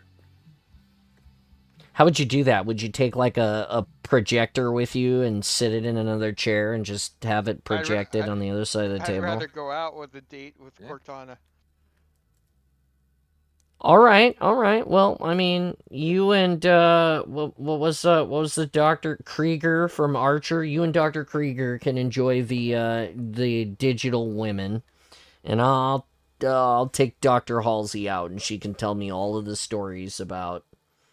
Well, actually, that's kind of horrifying, because if I am special and unexplained and I take her out, she's probably just gonna kill me or abduct me. Explain you.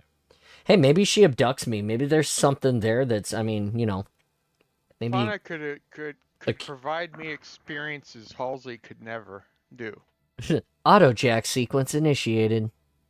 I didn't say that. Ew. Kevin would have mentioned how she's in 117's brain and could trigger the feelings. Yeah, that's true. Halsey is better, according to Installation 00. Yeah, because she gives great back rubs.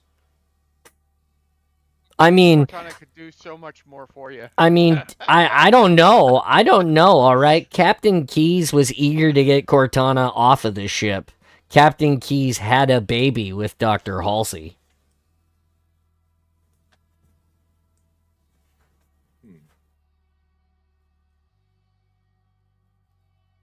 I mean,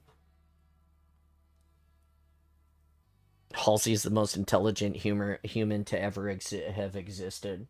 And that's something worth making a note of. Yeah, I don't disagree with that. But AIs are smarter than any biological human that could exist.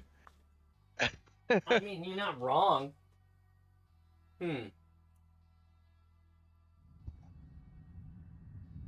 Fiesta. I want to know why the AI on the Infinity right now is so dumb. Roland? No, the one in the book. Ain or whatever her name is. Seems like the dumbest AI ever. Like, they spend almost absolutely no time talking about that particular AI at all. And then what they do go to say is that she is so stupid that she could be manipulated by Black Box with no problem at all. So she must be very, very dumb.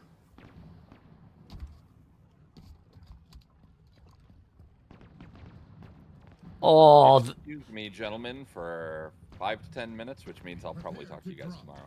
oh, all right, buddy.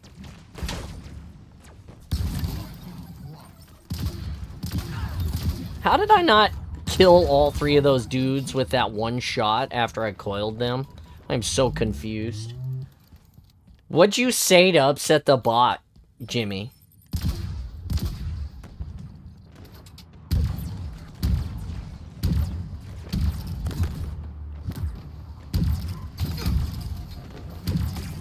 Oh, damn it. Streamlabs, yeah, don't use fucking foul language and shit. I love how Insulation Zero just uses all of the foul language. Streamlabs is like, I'm cool with it. But then somebody else says one thing like niblick, and Streamlabs is like, fuck you, you're banned for life. Oh, okay, thank you.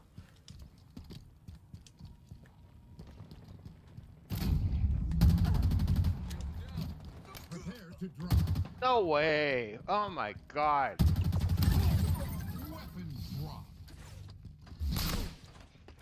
Oh, what the... No. It's because I'm exceptional. Okay, I agree with this statement. I said don't put your genitals in the warp core. Oh. What if I want to put my genitals in the warp core?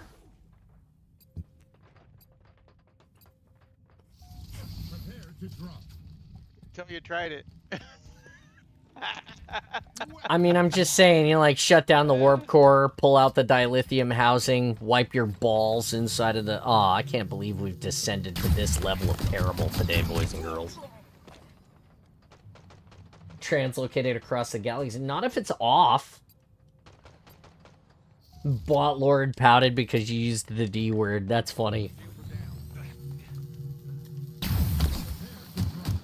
Oh, that fucking... God damn it. That was dumb. I played that the dumb. Kevin, you don't have any kills yet. I thought you had several games to warm up before, I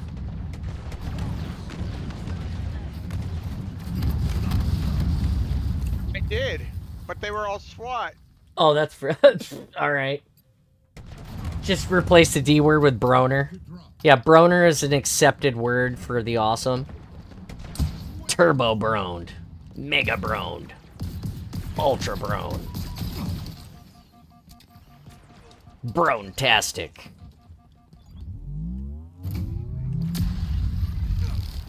Oh no! What? That was garbage.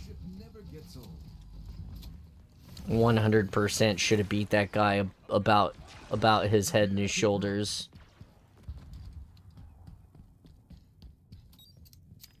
Weapon drop.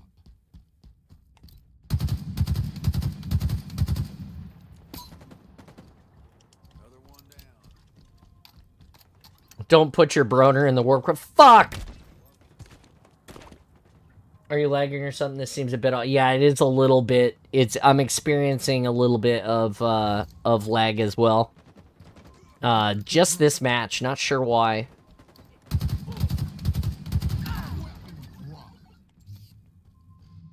There's one up here somewhere.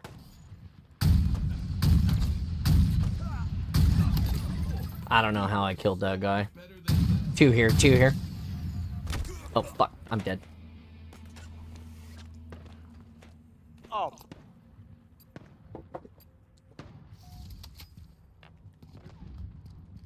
Prepare to drop. I mean, if you did stick your Broner in the warp core, you will have set the record for the longest distance from you to the other part of your body ever. If you're interested in entering the history books for something, I suppose that's just as good as anything. First guy to warp 10, first guy to warp his wiener to not here.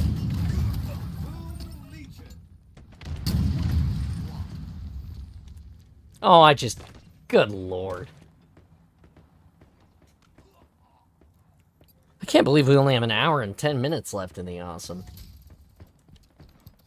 It is always a short day on Thursdays when we have all of the fun and we read books too. We have a bot. Prepare to drop. Weapon drop. Are you kidding me right now?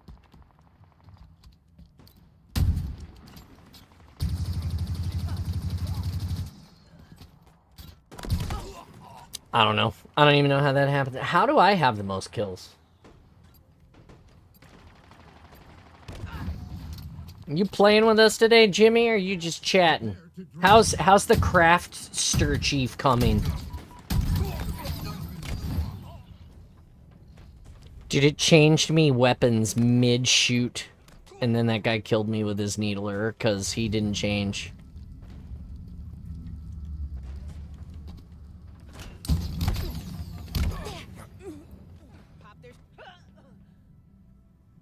I'm out of tea, sad panda. That is sad that you're out of the tea. Weapon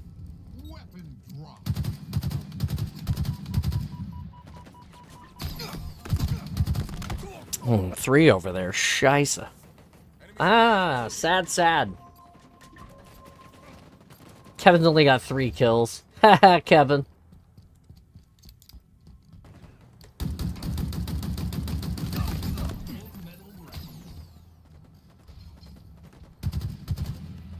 Ah, negative. Bummer Town. You can always go to Bummer Town.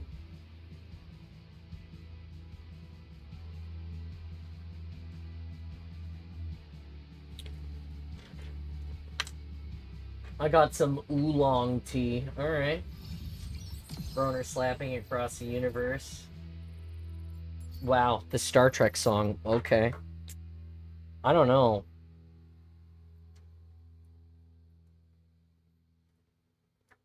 I don't know if Gene Roddenberry would approve of the Broner.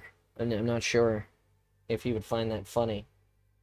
From the man who put the scant as a man's uniform in Star Trek. I don't know if he'd be down with the Broner.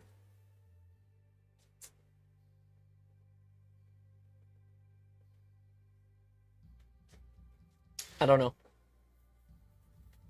It's an interesting one. What do you got, Kevin? What do you got? Oh, I'm just cleaning up a little bit of spilt coffee. Oh, you laughing so hard that you spilled your coffee? Yep. That's fair. Sometimes I just have geriatric moments where I try to reach for the keyboard to, like, do something, and I'm just an idiot and hit my coffee cup and spill it all over. God, I hate those days.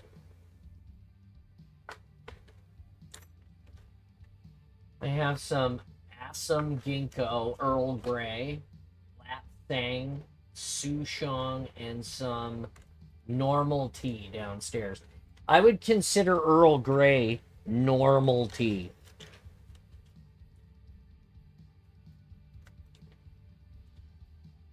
I mean, unless it comes out of a replicator.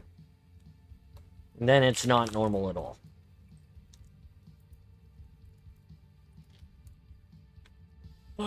We got a Jimmy. What's up, Jimmy? Hi, John. Did you see... were you still awake when the game ended, or were you already asleep? I was asleep. It was intense. Saw the recap this morning. Oh, yeah. Go Edmonton. I want them to win the cup this year.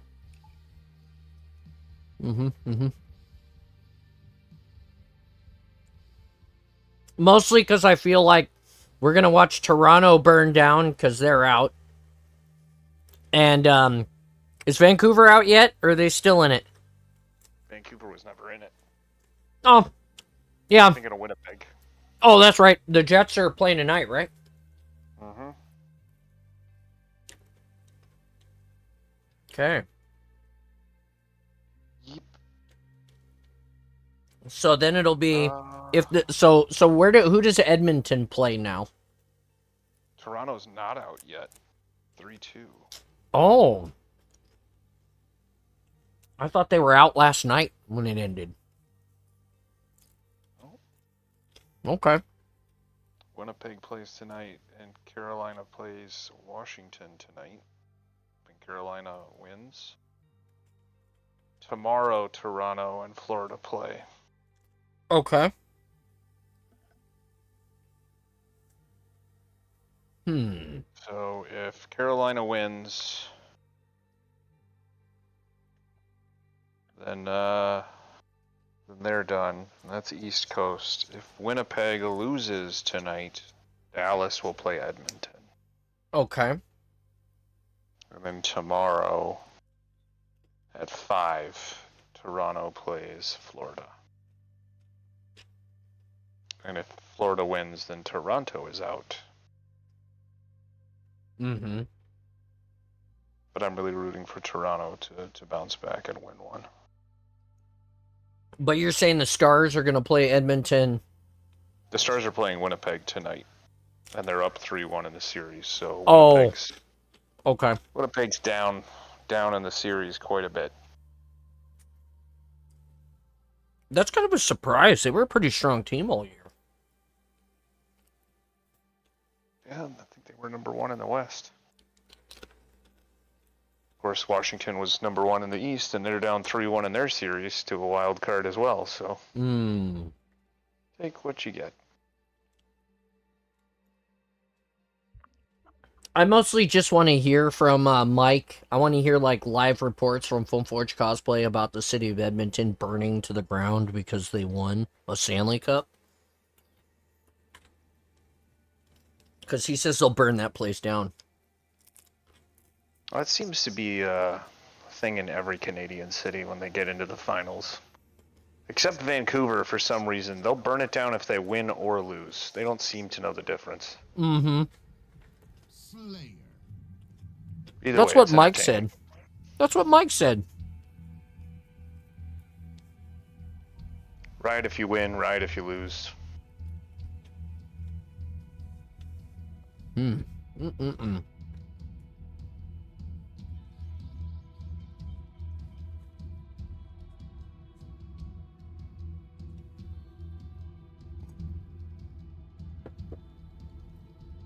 Those hockey fans are definitely a different breed.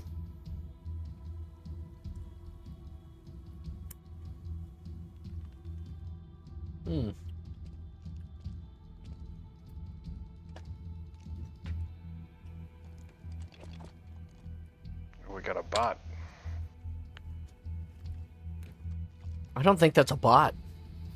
It's 343 Brewdog. Old school simplicity. Okay, maybe it is a bot. More better. I just brew dog, really? 2 right side. Right side, Roger. Sniper's right. He's not bad with it either. 1 on the right. Sniper. 2 on the right. Oh shit, sniper got it. Sniper.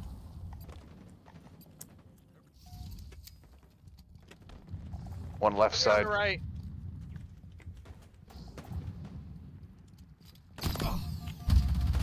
There's Sniper left arch.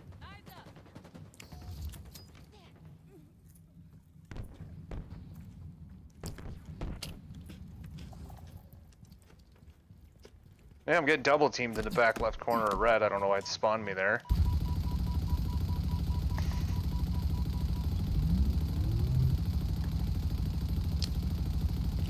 Brewdog's alone, but back it out, Kevin. We're here.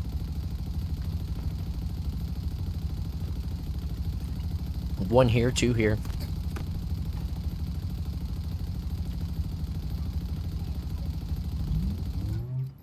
Where'd you die from, Kevin? Oh, you got sniped.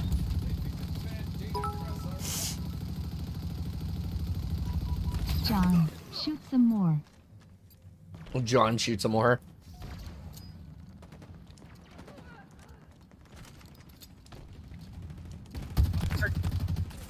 Red gun. Yeah, I'm on turret, he's down. 5 and 15. Damn it. It's okay, we got time.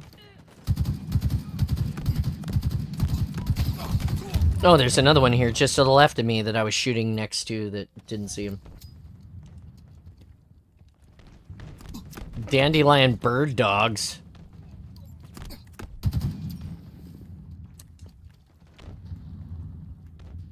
I'm away to you, Jimmy. Trying to fucking noob combo my shit. Power weapons are on the way. I'm dead, but I... Vandalion injured Yeah, I dog. got him. Yeah, that's what I said. Dandelions and bird dicks. I'm just kidding, I don't know.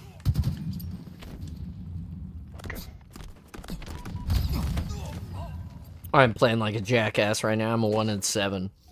Kevin's carrying us. 2 in the back corner on my axe. Ooh, sniper at One's red. got a sniper. They have both snipers.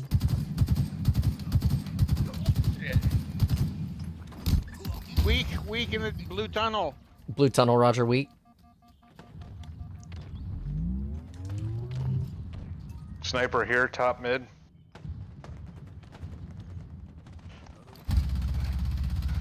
Right side, blue, they're coming in. Bruised by himself.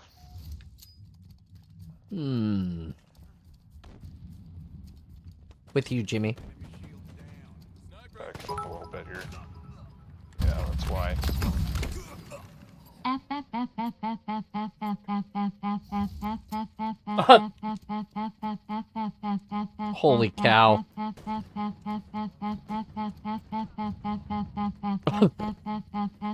The guy that kills me always dies half a second later. God, that's annoying. Oops, that was me. These guys are just on me. I cannot. The fucking bot just stole my kill. That's crazy. Inbound. One here.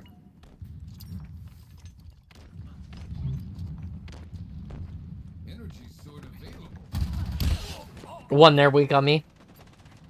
All 3 are over here on the right red ramp. Nearing victory.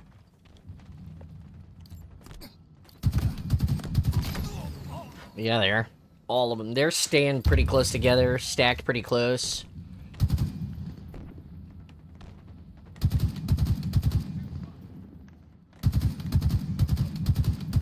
They're taking strong cover when they get broken too.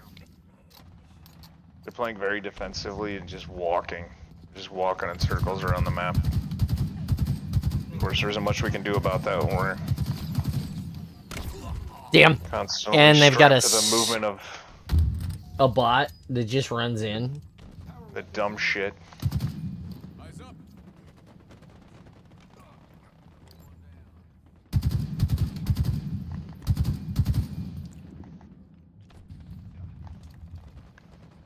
Yeah, see, they're yeah. We got. Great first game of the day, John. You just put me into a fucking sweat lobby with a bunch of dudes and a bot. I mean, Those were not the competitive tools you promised me. I'm sorry, Jimmy. I'm sorry. Alright. Warm-ups are warm-ups for a reason. That was. I did not expect that kind of pub stomp either. Like, we got just handled. Just handled.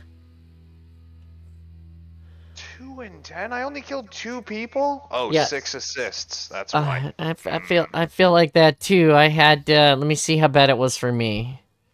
I had 2 assists and I only had 2 kills. I had 13 deaths.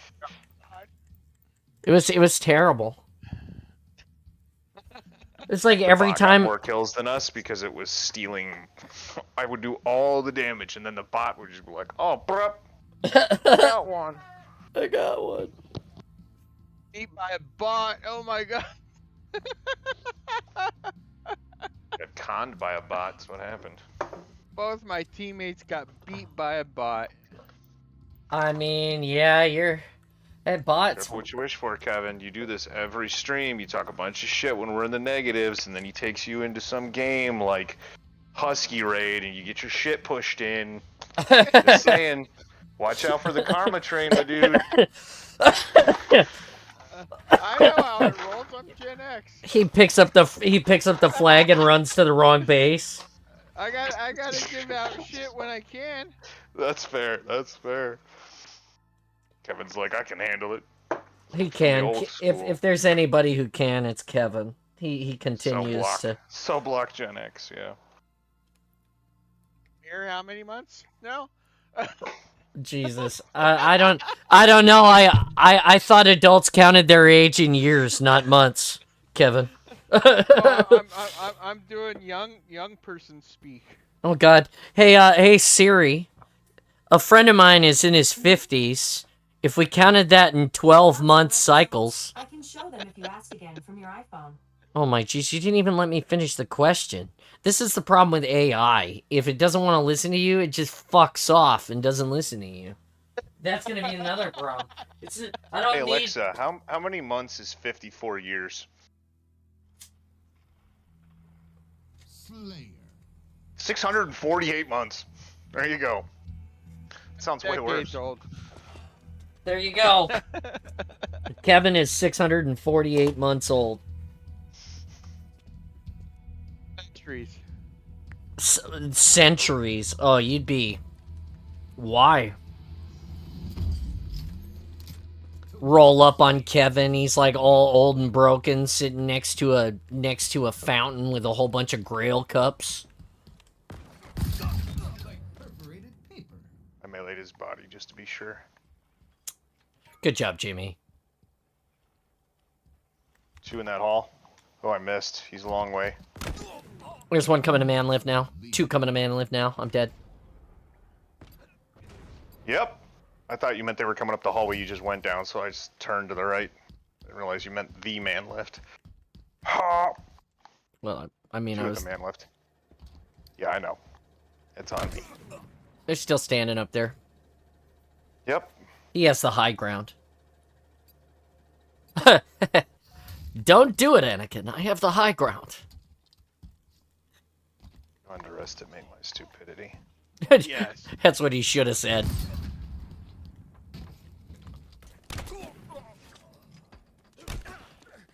Did that guy jump twice? I'm so confused. I'm confused. One there. You missed.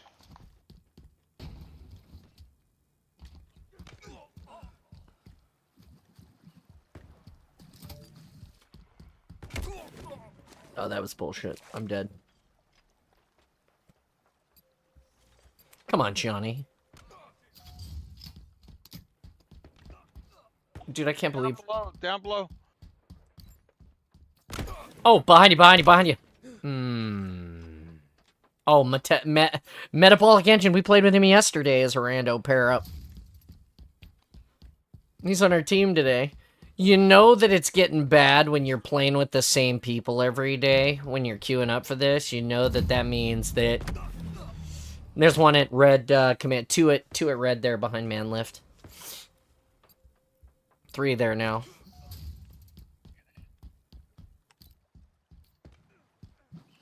When you start running into the same people every day, you know.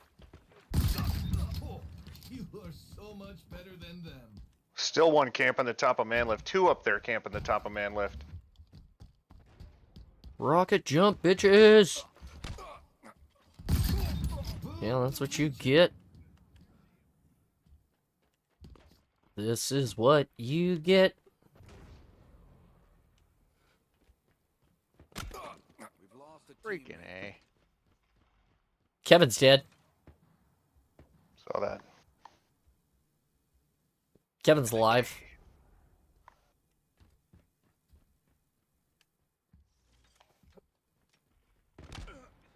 Okay. Jimmy's dead. One my ex headed towards man lift. If you're on the man lift, he's about to pop it. Roger. Two of them. Got one. I got one. I'm dead. I missed the first shot. Like, it was terrible. This is Don't what... shoot me. I'm taking. Never mind. One coming over the lift. They love that thing. Enemy halfway to victory. Where'd that shot come from? Interesting. Punched him in the dick. Thank you. The guy needed it. Jumped. Hey, Jumped. nice shot.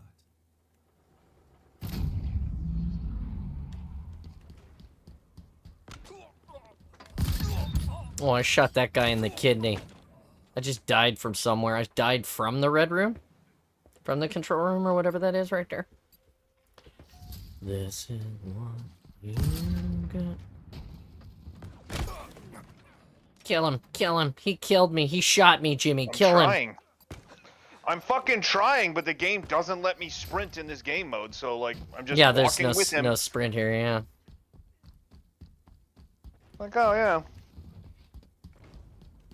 Wait a second. You don't get to sprint? The game wouldn't let me.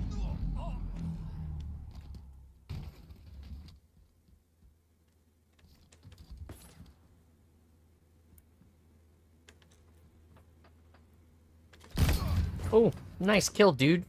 2 on me at the red room. 3 on me at the red room. They just come up. They just keep coming back up to here at the with the man lift. Yep, still one in the red room. Team nearing victory. Our teammate just watched me die and then killed the guy afterwards. Yeah, I saw that too. I'm like, sweet, dude.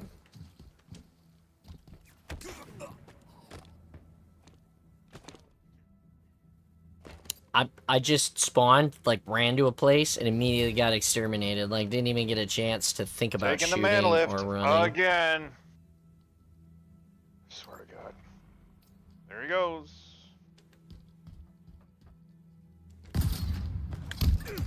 He's dead. Double kill. There's one up here with me. Just killed me.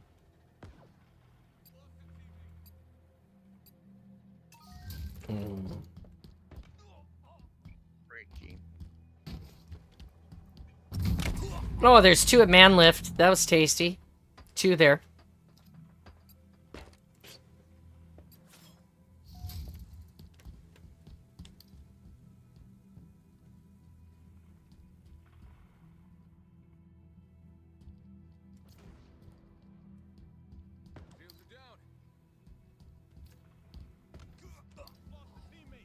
Kevin is dead. Jimmy is dead. Let me guess. They were in the red room again. Always the red room. Always the red room. Oh.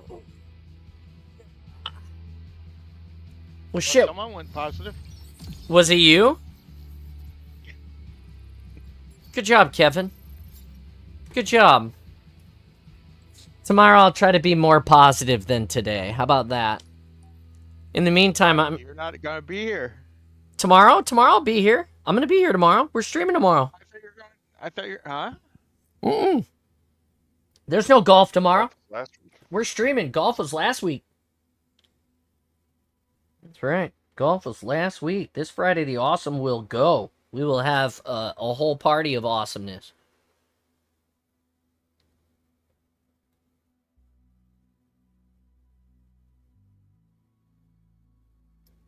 Do some really, really boring stuff like fly the flight simulator, maybe. I don't know. I don't think I'll have the flight simulator out this weekend or this week. Maybe next week or the week after, because next week's golf week. Next week is golf week. We love that golfing.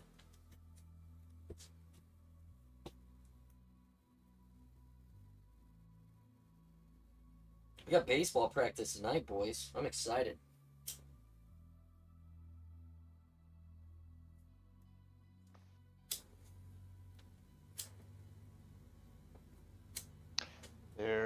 is a storm rolling into my hood. We are under a tornado watch. Oh no. Okay. So I will give you. I will tell you right now, Jimmy, that the two safest places to sit in a tornado are inside of a 1974 fastback Ford Mustang 2, because not even God wants those. And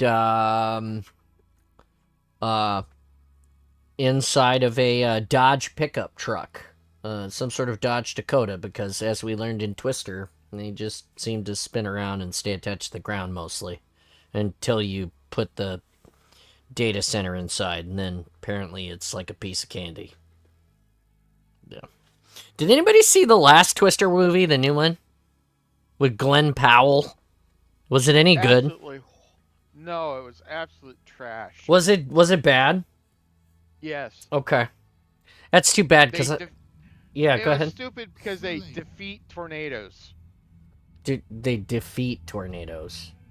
They defeat tornadoes. Like, I don't understand. Like, they, like, have a device that stops the tornado from being a tornado, and if they deploy it Yes. fast enough, then there's no tornado? Yes. Do we have real technology that exists like this? No. Then why did we make a movie about that? That sounds Because they kind of wanted to make- stupid. Old school simplicity. It, More kills, more better. Yeah. I thought that it was like, you know, the old movie. it's supposed to be a continuation, and it's not. It's like Snipers on the high top. Sorry. No, he's not there. He was trying to get there, but he fell down. Got one on the left. The left is open.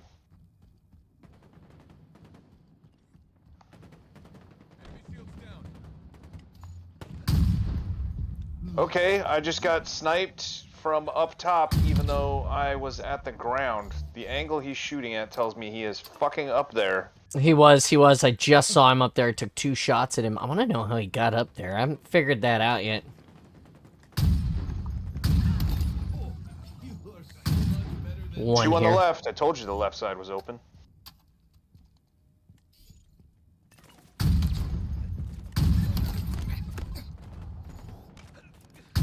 Still one on the left. Thank you. Yes, There's another one. he's dead.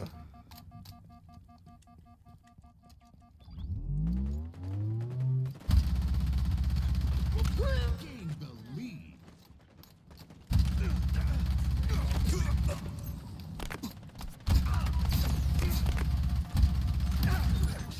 Oh, I died from that. He grenaded me right before I died. That was a pretty good push right there, though. 2 on the left, 3 on the left, 1 on the right. Of course, it spawns me on Where'd it spawn you, Jimmy? right behind you. Left, on our left. Who left? The lead. I got 2 pushing me, red base.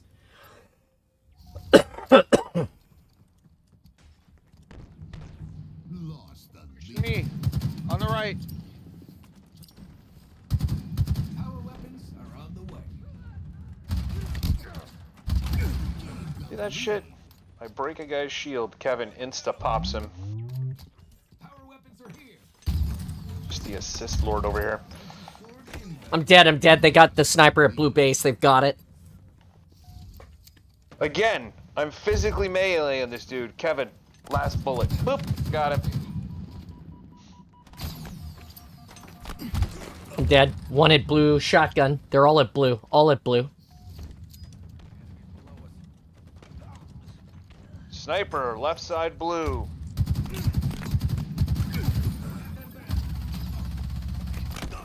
I'm down. One still On blue the ramp. right. Blue ramp. One still blue ramp. It's red sniper here. It is not. Sniper. Damn it, you got me.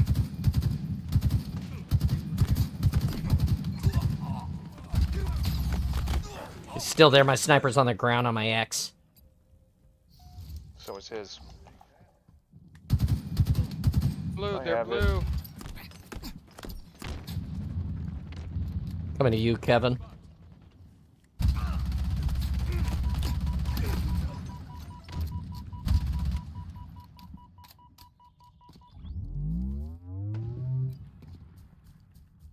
He's up top again. Watch that sword. Above us. I have a sword.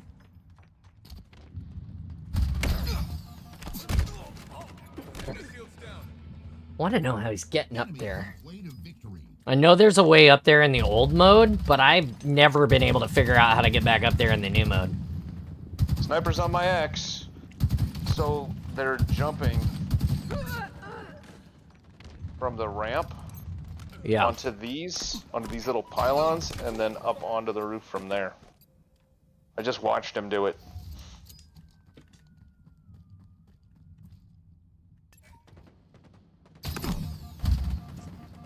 Up there.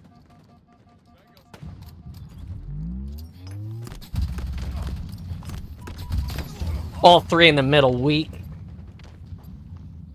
They're up 4 kills right now. I'm at blue. Power weapons en route. My fucking teammate is AFK at the moment.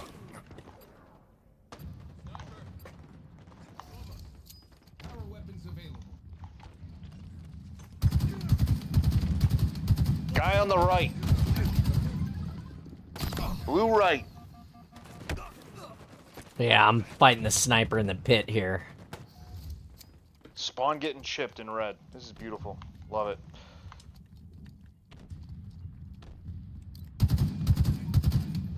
Close. Enemy has an S7 sniper.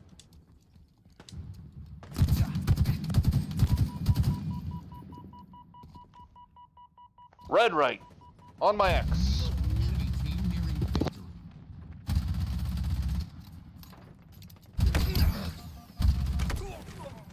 It's bullshit too. 2 on my X week.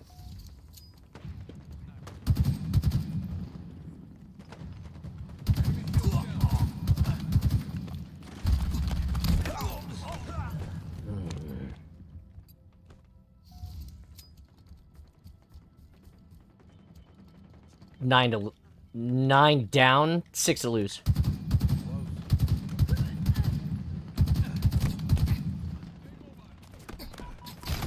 One behind us, pinching us from the right.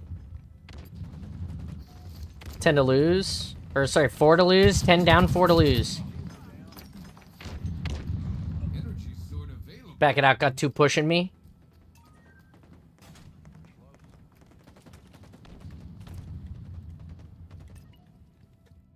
Red ramp.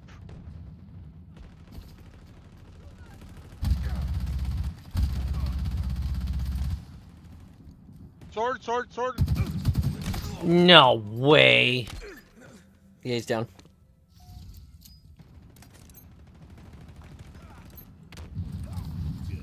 Yeah, defeated.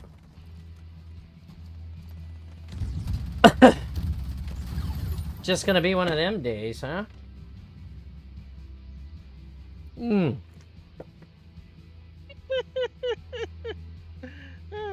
What's up, Kevin? Someone went positive. No one? Did you say no one? No, I said someone. Someone? Was it you again?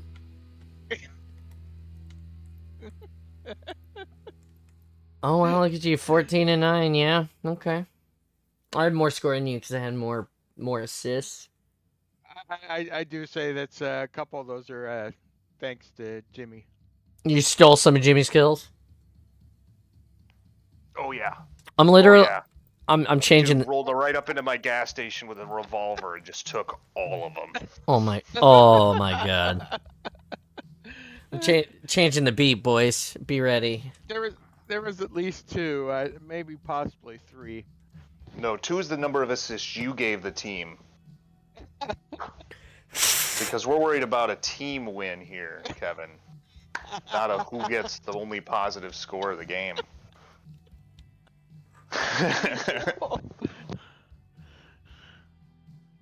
I mean... On today's stream, Kevin, quote unquote, carries us On today's stream, Kevin takes all the glory. Right? Like a true elder Gen Xer, he locks his younglings in the closet and plays the games by himself, ignoring them for hours. Gen X 1 Yeah. percenter. Yeah, the Duct tape is my friend. Yeah, I believe it. I'm sorry, Mom. I thought that duct taping him to the wall was what you meant when you said watch him and don't let him hurt himself. You know, I know this from execution. You only have to do it one time, and then they respect the duct tape.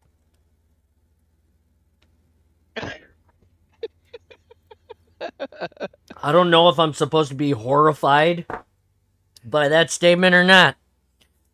You just carry it out one time, and then they'll respect the duct tape from then on. You just duct tape him one A time. tornado has been spotted 1 county to the west of me.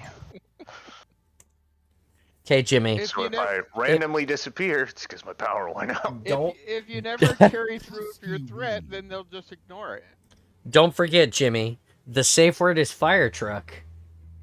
And also, if your power goes out, immediately reconnect with your cell phone and put it on live video stream so we can watch the tornado come to you.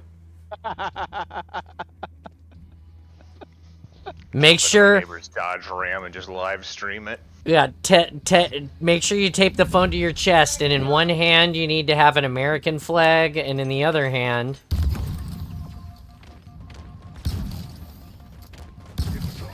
the devil horns. Wow, he stood there with that rocket waiting for me to come around the corner. Mutilator's on my body on the top left up there. The pinky hammer. Sword and a plasma rifle. Sniper in their window. Fuel rod at the top of the ramp's a real dick bag.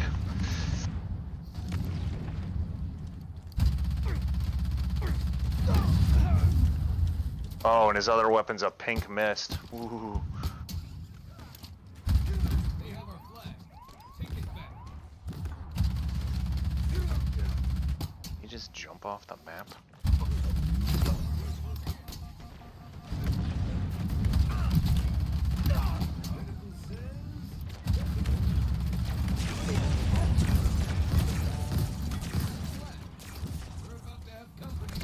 Fuck! I was alone with no move tech and no weapon.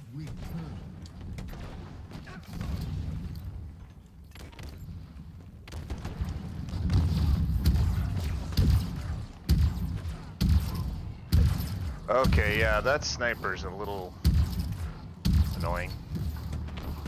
He's still up in their corner.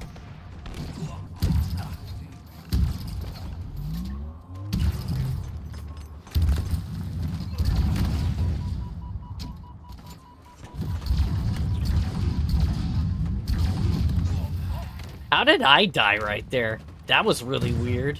Oh, I got pinky hammered. That's how. Yeah, the sniper in the window also has a pinky hammer. Rockets just went down.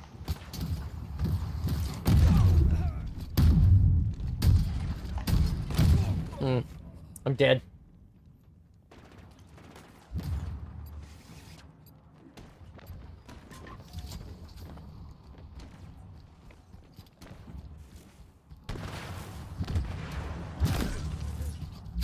Bye. Shoot! Be gone. Mind the gap. Okay, the pinky hammer does not stop them from camping with hammers in their end. No, you Two in need their window. you need an adult hammer for that. Yeah. Hope they had wooden shirts.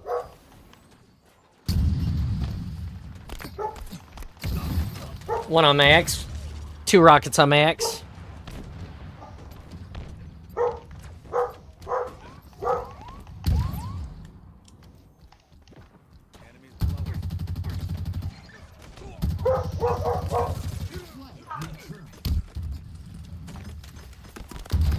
I'm dead. 2 left side, 2 left side.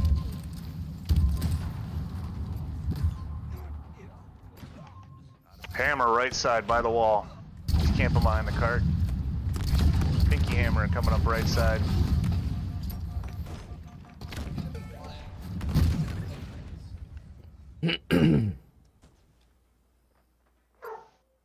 Enemy flag returned.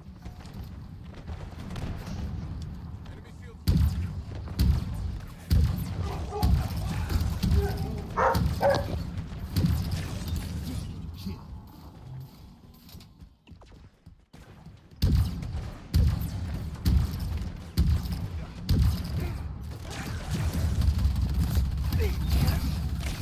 I'm dead. Push 2 back, 1 in window, 1 left side. They're pushed.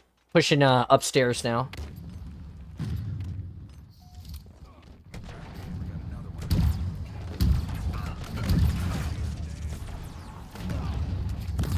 need some coffee pants.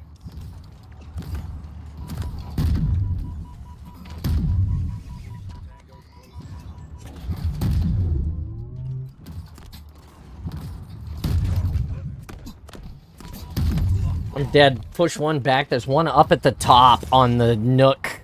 Unless he died. I got him. Okay. He's dead. I got him. Alright.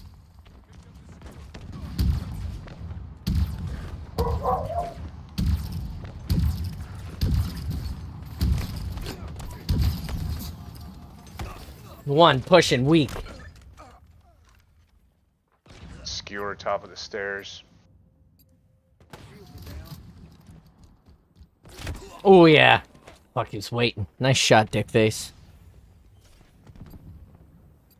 We've lost a teammate.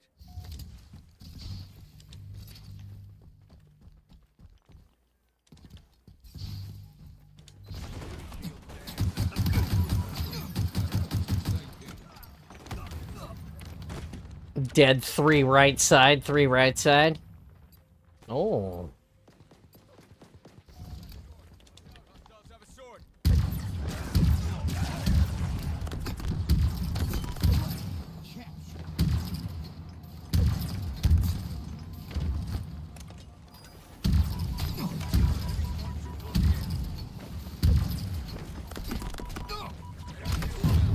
Okay, hammer pushing. Hammer pushing.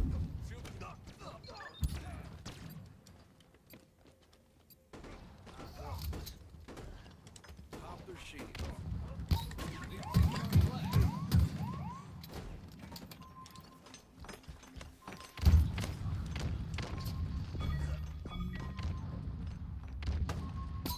Peekaboo.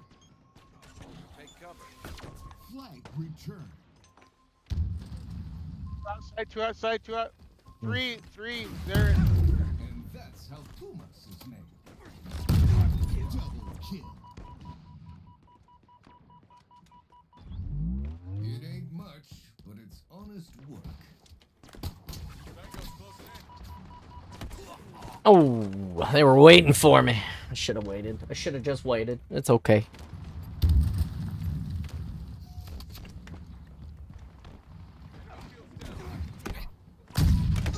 Fuck, 1 right side. 1 right side. Remaining. We've lost a teammate. Curb. Curb. Kirby, Kirby, Kirby. Closing in. Sweet. Double kill. I'll take it. Kidding me. I can never get that tiny little reticle to where I want it to go from the hip. I can't ever seem to do it.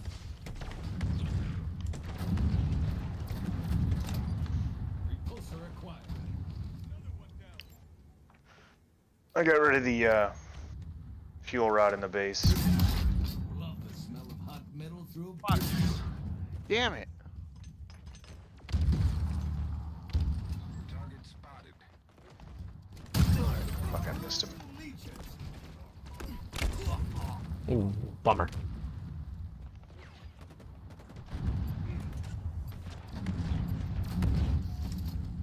Alright, we're gonna do this again.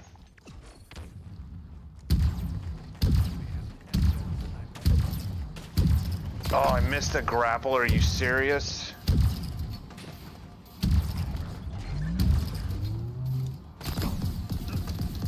Alright, I have rockets. I can't believe those two didn't die together.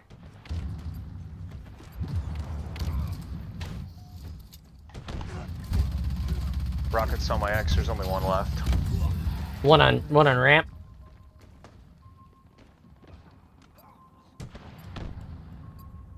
Mhm.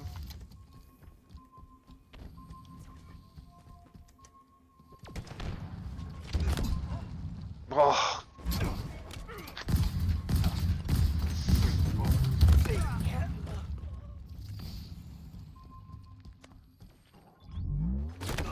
Oh, nice shot.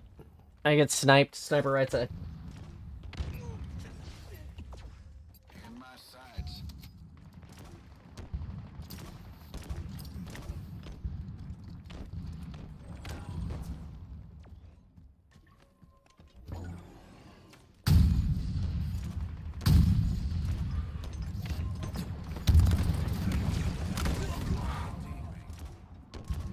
Wow. Nice. Two pushing. One with sword. He's in the base. Two in window. Sword's Dead. weak, sword's weak.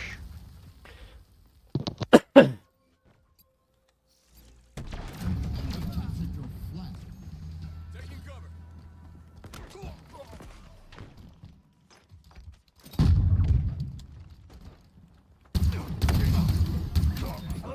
Hey, thanks, Hubby Tech. One in the base. Mean beam. He's gone.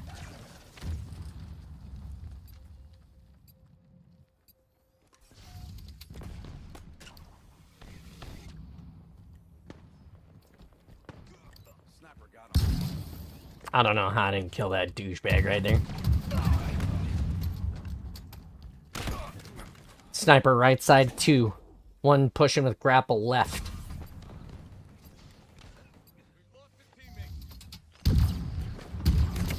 Sword in the base. Enemy shields down. Sword up in the nook. Spartan down.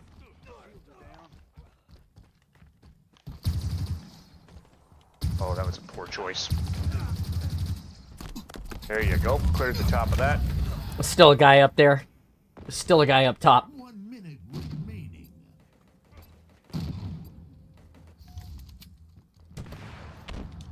Rope. Nice. Hammer in the base. Hammer. Mini hammer. Two more pushing. Two more. Rocket pod in the fucking base. We're all dead, but you, John. 30 seconds remaining. Ready with the repair.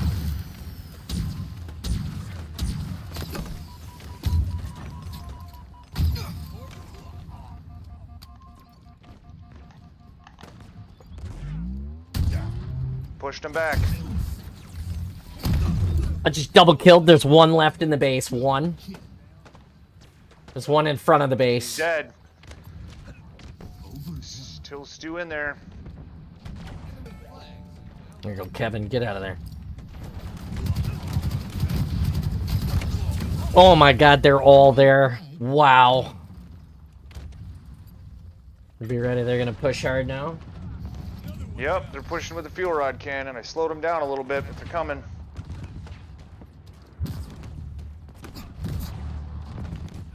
They're in there. Now there's almost. Oh, I'm down. On it. I'm outside. I'm dead. That's it. the game. We No, lost no, no, it. no, no, no, no, no, no, no, no. It goes full time.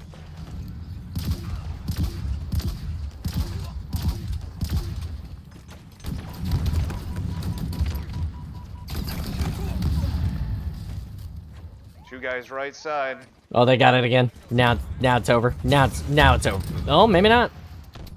God, I wish it would give me something better than a DMR, an AR. Like, I don't know when the last time I spawned with a good weapon was, but dead. I'm dead. Right window.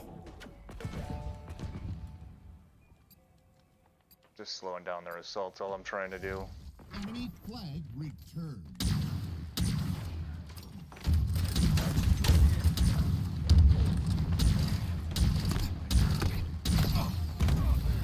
One right side of cart.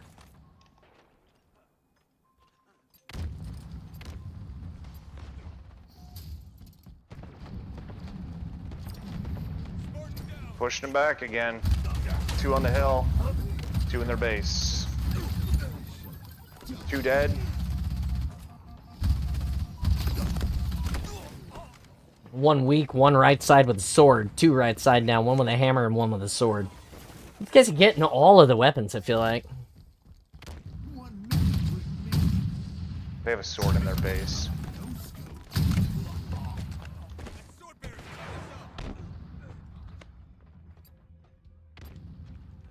48 seconds. Yeah, I killed your ass, sword bearer. That's 3 dead. 4 dead, they're all dead. Get out of there, get out of there, get out of there.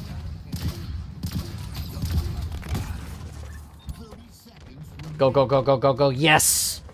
It might be a tie now. Worst case, it's a tie. We could still win, we could still lose. I'm dead. 2 pushing right front. Here's a rocket. Still 2, pushing in window. Got him.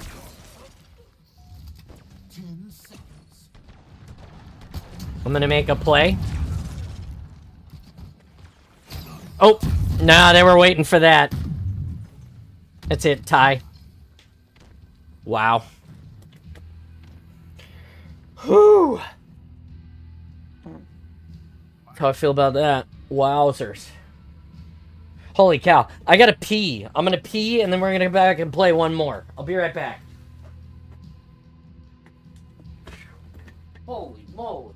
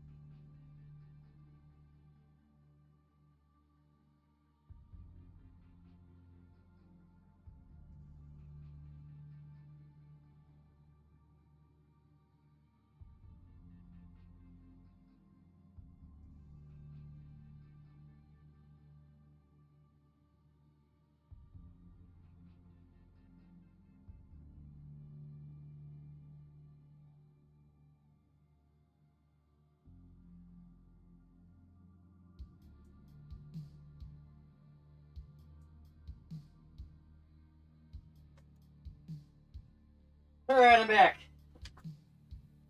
Jesus.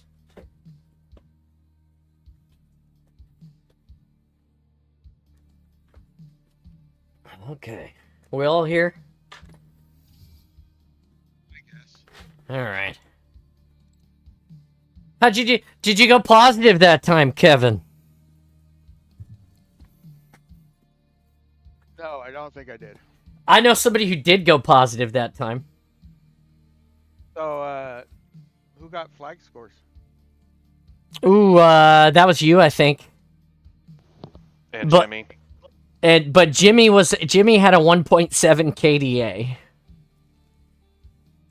He was the only one on our team that was positive. I got a capture, I got a return, and 2 steals. Nice. I mined the gap to guy. That was cool.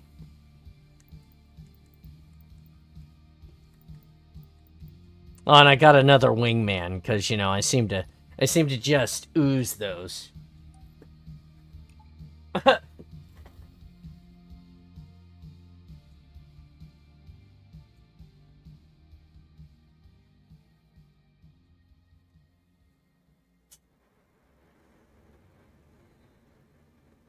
Yeah, my KDA was minus 11.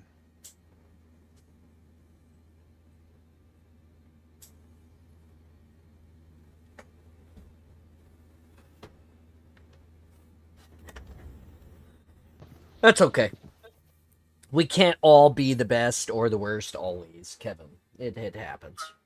I was playing the objective because, like, you guys get upset if I don't do the objective right. So That's true. I was- We do. We do get upset if you don't play the objective. That's not a lie. Kevin is being accurate. You need a has a snack redeem. Oh, I need to make a snack redeem. I will make sure that I create one for you. Come for tomorrow. I'll have it ready for you tomorrow. I'll make a note. On my notepad, which I no longer Husky again one more time. Last match of the day. Oh my god. Husky Rain. It's Kevin's favorite mode, you know. He loves to take the flag back for the other team. I used to love Husky so much, but on Infinite it's just not there. And I love this version of Husky mode more than I love the other version. Snack 2. I did have a snack when I was inside. I ate the little snack. I thought about having a big snack, but I was like, we're so close to the end of this stream that I'll snack right after I'm done. How are you, Kat? How are you doing today? I have a wall. Besides being awesome. Wall eye? Oh, it's super.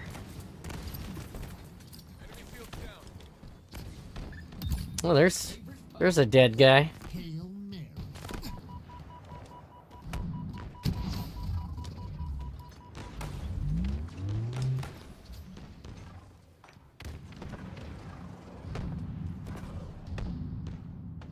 No eyes. Invisible bogey on the field. They're behind the wall. I'm dead. Yeah, definitely dead. Hey, what's up, Adam? How you doing today, buddy? Nice job, Kevin. Flag captured. Hail Mary.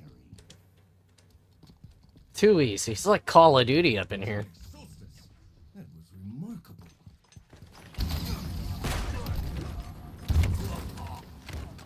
I can't believe more guys didn't die right there. All 4 of them were in my view, and only one of them died.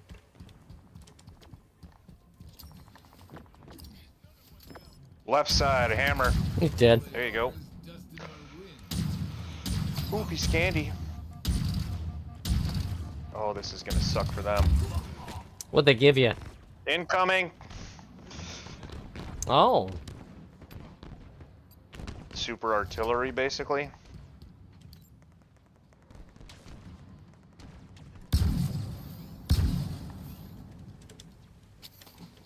Well, they gave Spartan John a Glock, so after I'm done with this laser cannon. Enemy flags in Allied hands. So I apparently can't shoot today. Enemy flag returned.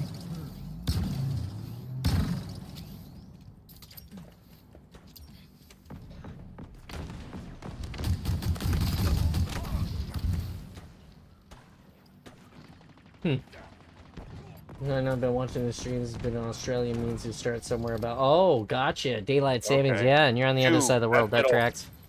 Wall here.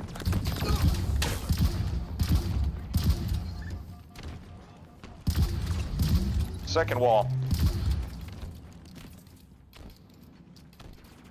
Side up front. Spartans are closing in. Throw grenades through it. Throw grenades through it. I killed that guy on the left side. Hammer coming in. He's on our flag. He's dead. Another one coming right.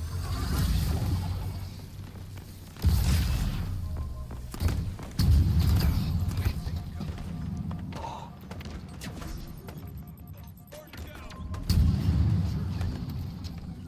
they had good insurance. Down.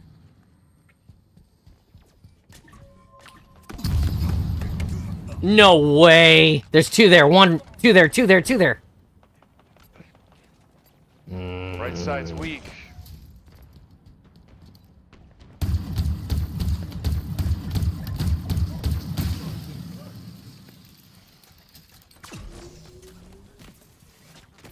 My shield's popped. Both sides. Yeah, stuck. Oh, one left side behind boulders. So I'm just very happy I'm able to watch you. I'm happy you're able to watch. Like I said, thanks Left for coming side's by. dead. Left side's dead, Roger. Nade's going out. Sniper's down in mid. Get hosed from. One on the right. One on the right. Right side, Roger. Sword coming in. Right side.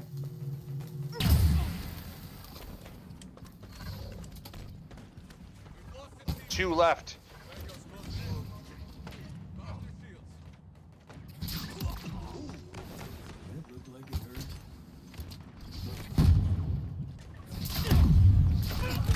I'm dead. Hammer's down though. How's life? Life's been great, man. Thanks for asking. Flag captured. Forces have seized the enemy flag.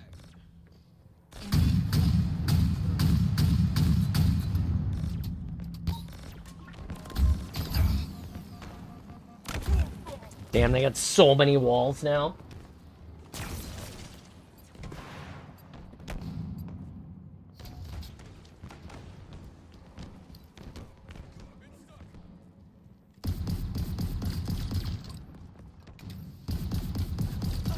Got a lot of them.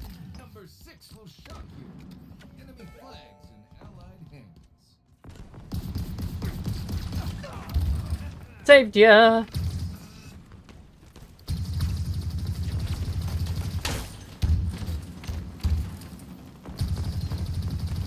Your ammo reserves are depleting.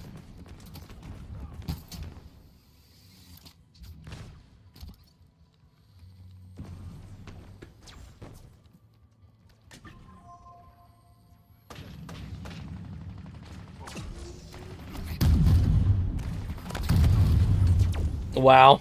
I hit him twice and none of them died. That was interesting. Congratulations on 145 subs on YouTube. Thank you. We're growing every day. It's amazing.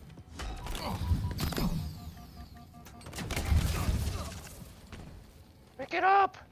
He died. No! He was penning and he died, and I'm dead too because, you know.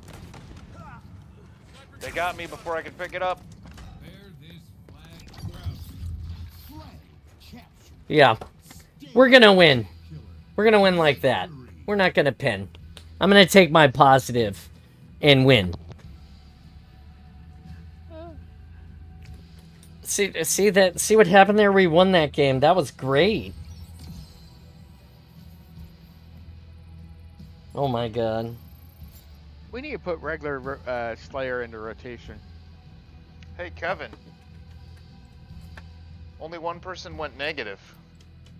Oh, who was it? Only one Yeah, person went neg. Oh, Kevin. That's because I was playing the objective. Well, that's fair. That's fair. That's fair. 3 and 11, Kevin. 3 and 11.